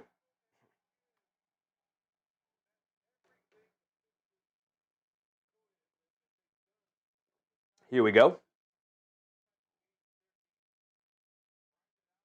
Zion James bringing it down against Duncan Robinson. James up top. Gets it over to Knipple, who's checked back in. Miller also remains in, along with Kalkbrenner, James, and Williams. Miller straightaway 3. Got to go for Brandon Miller. Big time shot. Back to 6 it goes. And here comes Dennis Jenkins. Jenkins on the right wing.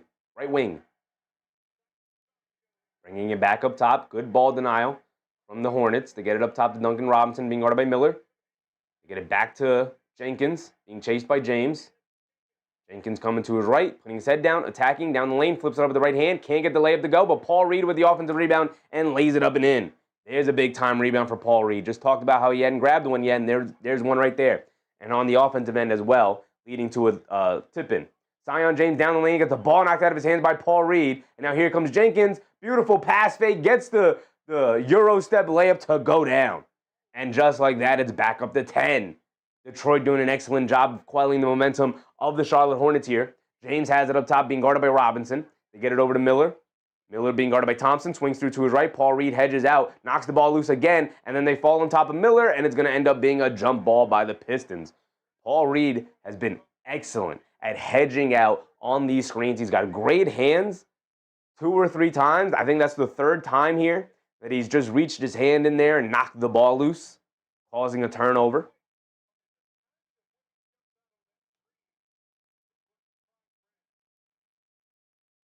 Detroit fans are going to see Tolu Smith play against the Raptors, maybe. CJ Tristan said, what does Knicks fans have to do with anything? They get it out to Paul Reed. As Detroit wins the tip, they get it over to Harris. Pistons quickly trying to push it. 7 minutes to go. Harris, step back, pump fake, puts up the jumper. James does a good job getting out of the way from drawing the foul, and then Knipple able to grab the rebound as the ball halfway down for Harris on that fall-away jumper. James hands it off to Knipple. Hornets down 10. Knipple, inside pass to James. James tries to kick it out. Ball knocked out of the air by Thompson. Home run pass to Robinson, being chased by Knipple, and he gets a 2-handed slam going the other way. And another timeout for the Hornets as they're back down by 12. Roosevelt said, Hornets trying real hard. That's cute. That's cute. Trying hard is cute. You got to win the game. You got to win the game. It's a really good showing for the Hornets, though. It's also a really good experience for the Hornets going up against a team on a night where this definitely felt a little bit like a playoff game. Still feels a little bit like a playoff game, but with 4 players ejected, some of that intensity got pulled away a little bit. The Rat, what's up, Rat?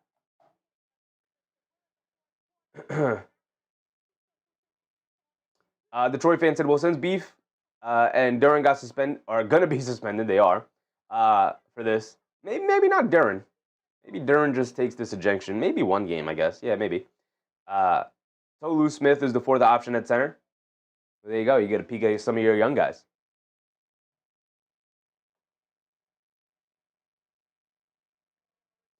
Harris with only 17 points. Duncan Robinson with 17 as well.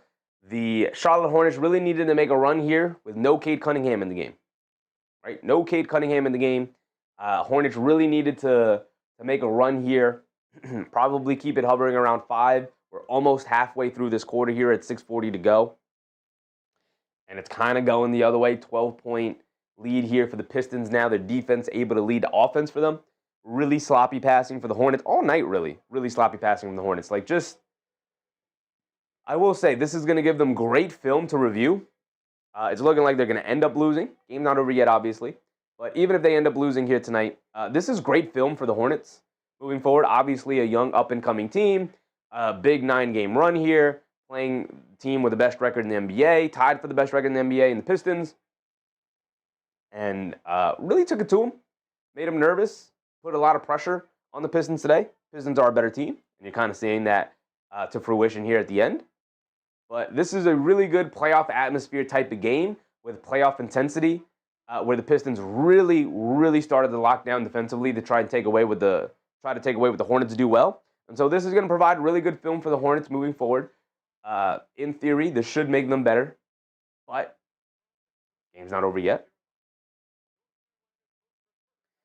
Roosevelt said, most definitely Diabate, Stewart, and Bridges. For sure. All 3 of those guys threw punches. So they will definitely see suspensions. Duren, I don't think on the replays threw a punch. Obviously, he was the instigator that started it all, but he did not escalate it. Matter of fact, walked away from multiple instances where he was trying to be baited into escalating the situation, and he didn't. So I could see him not walking away with the suspension, but the other 3 guys, for sure. They handed off the ball, who's back in the game with the 5 fouls. He steps back for a 3. A little bit of a desperate. He got a friendly bounce. Got it to go down. Because that's what Lamelo does. Back to a 9-point game. Dennis Jenkins up top, being guarded by Green. Switched on to by Williams. They get it over to Robinson. Slip pass inside to Paul Reed with a big two-handed hammer. Paul Reed has been phenomenal since subbing into the game. What a luxury it is to have an excellent third-string big. And then an offensive foul on Grant Williams. Paul Reed with the flop absolutely takes the dive on Grant Williams, but Grant Williams definitely just makes contact with him. And Charles Lee is screaming at the official. Oh, he is really upset. Players holding him back. Charles Lee is done with the officiating tonight. That one was a bad call. That was a really bad call.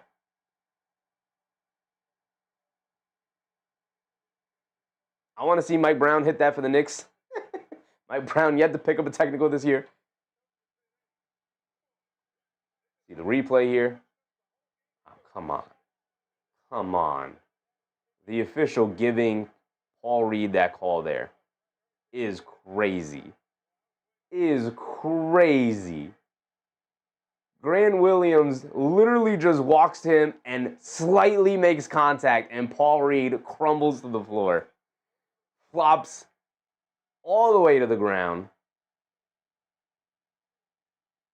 And they give him that call. So I get why Coach Lee is very upset. Game likely already over. 6 minutes to go. Down 11. Not really, obviously. Still a chance. But all momentum pointing towards Detroit, with Cade Cunningham still on deck to come back into this game at some point. If they need him, I guess, at this point. But yeah, that's a bad call. A bad call from the official. Really bad call. Really frustrating call. So now down by 12 as they knock down their free throw, 100-88. Jenkins bringing it down. Get it over to Robinson. Inside to Paul Reed, same play. Paul Reed gets chased down, blocked by Grant Williams, gets the ball back, goes up, gets blocked again. Paul Reed picks it back up, gets stripped. Green picks it up, gets it over to Lamelo. Lamelo bringing it down, spins off, gets it over to Miller. Miller kicks it out. Knipple, open three, line me up. Oh, Knipple, making it interesting. It's back to 9. Maybe momentum swinging back the other way.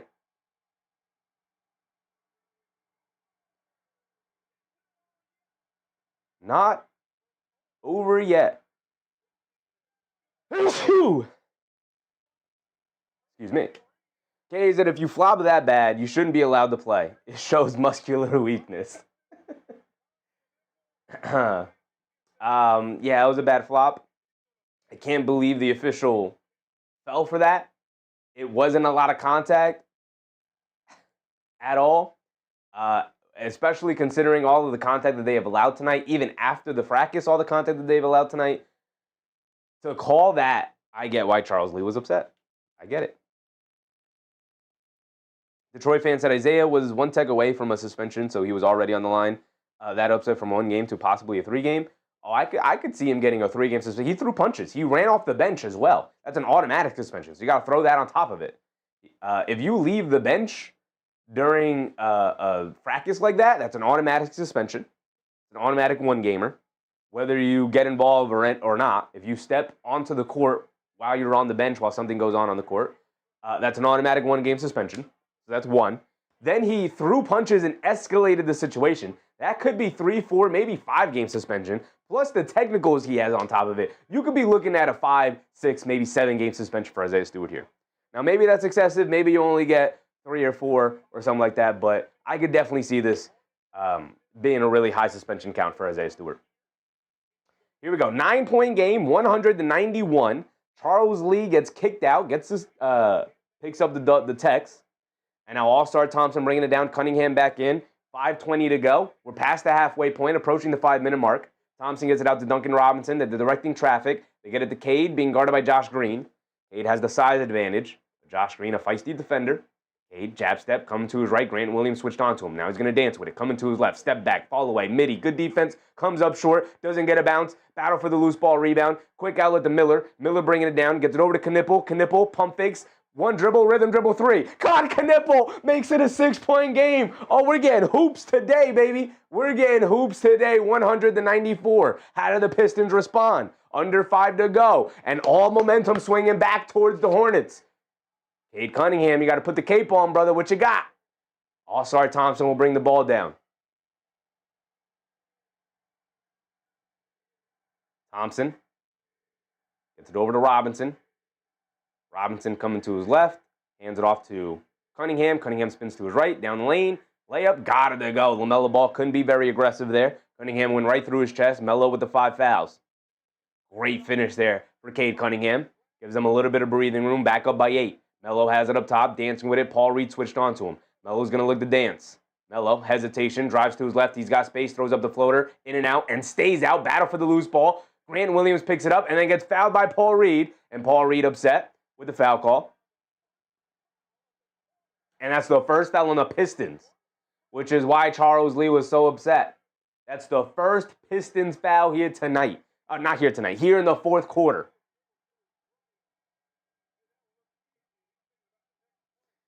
Who dat said what happened to Miles? He got ejected, brother. Got ejected. Naughty Ghost said, bless you. Appreciate you, Naughty Ghost. Thank you. Thank you.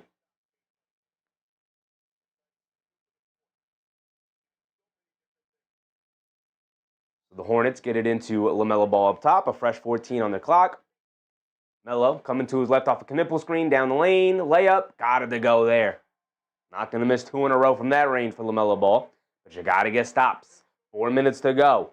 6-point game. Cunningham has it up top. Being guarded by Josh Green. Directing traffic.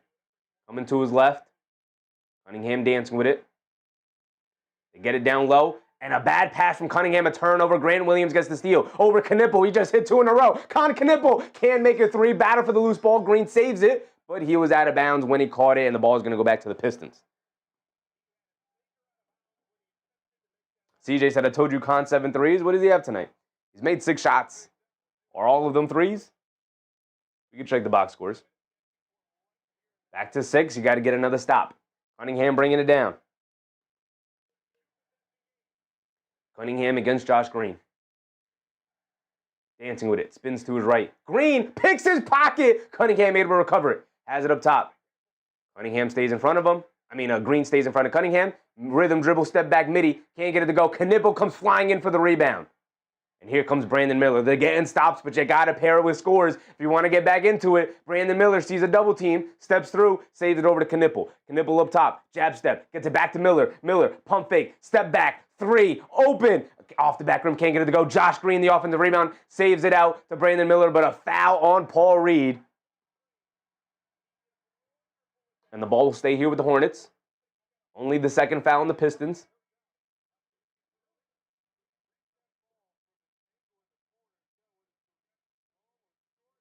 INR with the INR. Dirty, filthy side. How can you be allowed to bash the opponents nonstop and still get away with murder? That's just good, tough physical defense. You set the line and you keep pushing the line. Keep pushing at the line. That's how they do it. Lamelo dancing with it, stops, turns, spins, and then gets fouled by Karis LeVert. That's 3 fouls? The third foul now on the Pistons, right?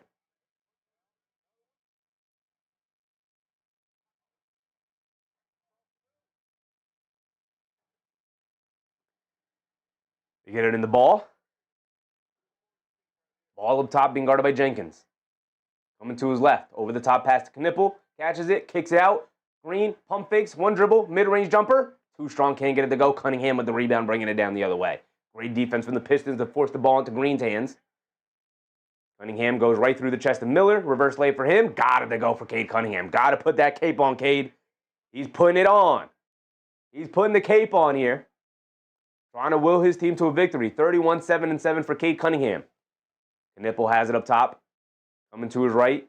And a foul on the Pistons. And the Pistons very frustrated with these foul calls now. The refs actually calling the contact. And that's their 4th foul.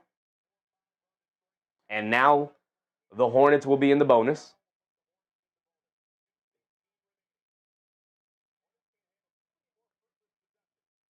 They get it into Miller. Miller being guarded by Cunningham. Coming to his right. Mid-range pull-up jumper over Jenkins. Not a good shot, but he got it to go down anyway for Brandon Miller. Still 6. Trading baskets. Got to get stops if you want to get into this one. Under 2 to go. And they call a foul on Josh Green holding on to the jersey of Cunningham. Not a good foul from Green.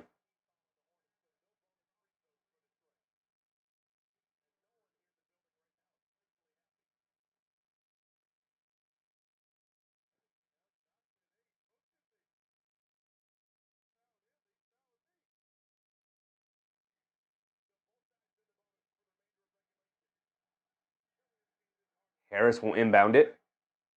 Get it into Paul Reed. Paul Reed being guarded by Grant Williams. And a foul on Dennis Jenkins as Josh Green trying to fight over the screen.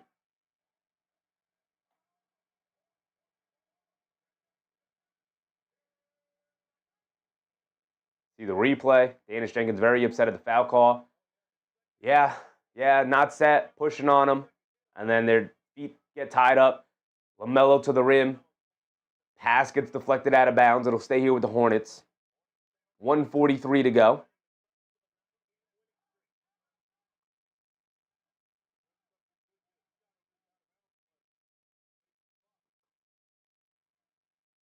Lamelo gets it in the Miller in the left corner. They kick it out to Williams, Grant Williams. Hands it off to Miller. Miller pump fakes. And a foul before the shot attempt, but that is 2 free throws for Brandon Miller. We'll set him to the foul line for 2 free throws. Foul on Paul Reed. Got hit with the pump fake on Miller. Bruce Fowler, what's up, Bruce? Bernie Bickerstaff is a moron. The refs aren't going to let his team pound the opponents in a 7-game series. Yes, they will, brother. Yes, they will. Ask the Denver Nuggets how that worked out for them and if they allowed the Thunder to just beat them up all series long and foul the heck out of them. As long as you establish a very far line and then during the series you continue to push on that line, you'll find that you can get away with a lot. Get away with a lot. The thing that could sink the Pistons come playoff time is not a great half-court offense. Brandon Miller knocks down both free throws. It is a 4-point game with 1:30 to go. Karis LeVert will bring the ball down. 1:30 to go. LeVert up top being guarded by Miller. They get it over to Cunningham. Cunningham down the lane. Ton of contact. Misses the layup. Battle for the loose ball. Out of bounds off of Cunningham. Whew. Cunningham had the layup. Good rim contest by Grant Williams there. Goes straight up. Forces the miss. And then battle for the rebound. Miller able to knock at the ball. And Cunningham can hold on to it. And it's out of bounds to the Hornets. Now the Charlotte Hornets bringing it down. They could cut the lead to 2 or 1. It is a 4-point game with LaMelo Ball bringing it down. 1:20 to go. Ball has it up top. Being guarded by Dennis Jenkins. All dancing with it, coming to his right at the Knippel screen. They get it over to Knippel. Knippel kicks it out. Brandon Miller, wide open, straightaway 3. Off the back rim, fight for the rebound. Knippel has it, saves it out the ball. Ball pump fakes, jab step, over to Miller, over to Knippel. Knippel, left corner 3, he's open. Comes up short, can't get it to go. The Hornets have had their opportunities, and that might be the death of them. Those 2 wide open misses there from 3. Dennis Jenkins has it up top. Pistons 1 score can put the dagger in them. Harris has it in the post. Jab step against Knippel, backing him down, leans in, fall away midi, well contested, didn't matter. Harris got it to go, and that might be the dagger the Pistons needed.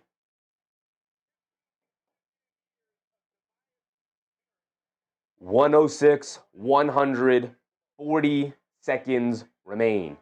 And 2 wide open threes from 2 knockdown 3-point shooters. Between Brandon Miller and the first one missed it.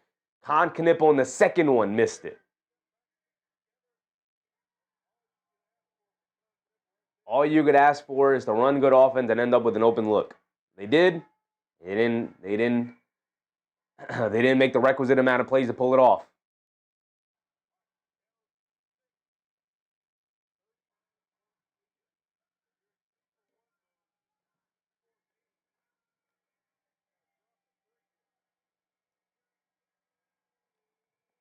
So coming out of this timeout, the Pistons will have the ball after they picked up the rebound. Oh, no, the Hornets will have the ball after their Harris knocked down the jumper. You're down by 6. Technically, 2 threes could get you right back into this one if you could score, get a stop, score again. I don't think you hunt the 3. I think you run a play for an open 3, but you take what the defense gives you. If you can get to the rim and get an easy one, that's what you do. INR said 2 3-pointers, they had a chance. They did. They had their chance. That was it right there. 2 open 3s. You got to knock down the open ones. Miller with 24. Ball with 18. Knipple with 20. Just might not be enough here tonight. Cunningham is up to 31, 9, and 7 so far here tonight. Zion James, I know where to go. Tries to get in the Miller, but knocked out of bounds.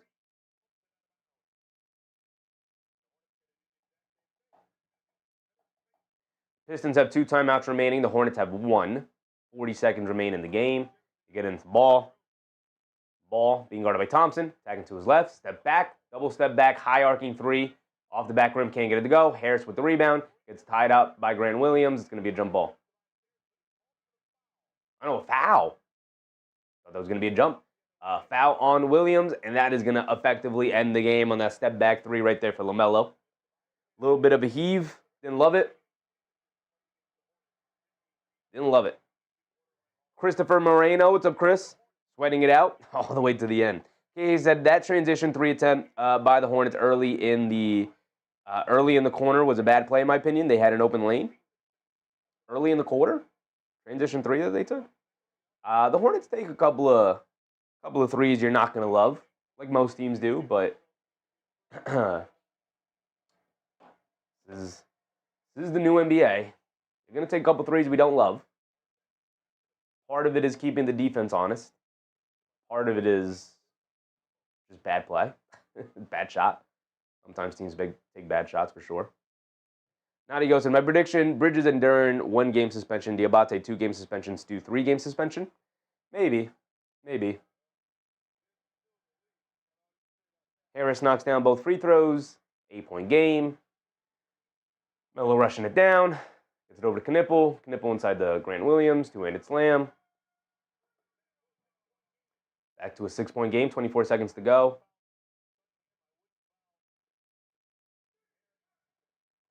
Henry Harkey. What's up, Henry? Proud of the Hornets still? You should be. LeVert lost it out of bounds. Ball back to the Hornets. Hold on, Henry. We're not done yet, Henry. Hold on.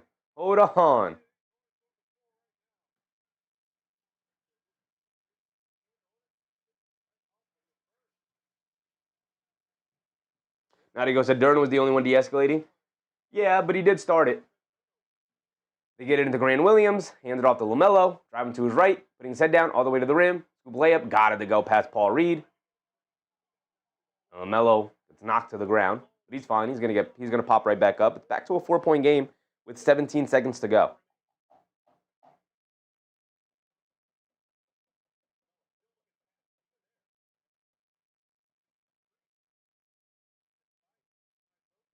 CEO King said Kobe White would be playing after the All-Star break. See how that goes. Yeah, he's going to be a huge addition to this team. Huge addition. 1, veteran player. 2, he's had really impressive clutch games. He's a very clutch player. He'll be a part of their closing lineups. 3, he's another point guard, another ball handler outside of LaMelo who could actually run a team. And 4, he's just overall very good basketball player. Decent defender, can attack the rim, really good finisher, can knock down an open shot. Lana Mona said Hornets decent this year. They're pretty good.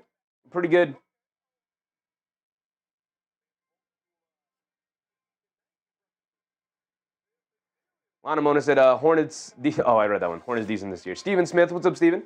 My Knicks aren't playing tonight, but I'm impressed by how you still keep it exciting for fans of other teams. I'm a fan of basketball, brother. This is exciting. As long as we get to watch an exciting basketball game, that's all I care about. It still baffles me to this day to learn that there are people who are fans of teams but not necessarily fans of the sport.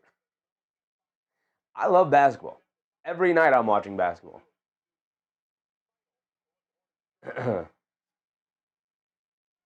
Lana Mona said not enough likes. Appreciate you, Lana Mona. So if you guys have enjoyed the show so far, hit the thumbs up button, like the stream. I'd very much appreciate it. It is by far the best thing you can do to help support the channel. And we will be live tomorrow. We'll be live the remainder of the week, going into the weekend. We're live 6 days of the week. They get into Duncan Robinson. They're trying to tie him up. They save it out to Cunningham. Cunningham gets it over to Jenkins, but a foul over to Cunningham with 10 seconds to go. They try to double Duncan Robinson there, and he was able to sneak the ball back out. Not a great double there. They just wasted a ton of time. Bruce Fowler said, I'd love to see this as a first-round matchup. It would be fun. It would be really fun. Honestly, I think the Hornets are going to play a really fun first-round matchup against anybody anyway. Whether it's the Pistons, the Knicks, the Celtics. I think that's kind of where they're going to end up. Cleveland, maybe, if they can climb all the way to 6. Cunningham at the foul line for 2. Raph Torres, what's up, Raph? Just going to watch the Lakers and the Thunder. That's going to be a good game? Nah, I don't love watching the Lakers play. Luka drives me crazy with all the foul baiting, the whining, crying, the lack of defense. Luka's a tough watch for me. Not a big fan. Cunningham knocks down the first free throw. He's got another one coming. Henry said, tough as a sports fan being born with Carolina teams. Yeah, I could see that. I could see that. Haven't had too much luck for sure.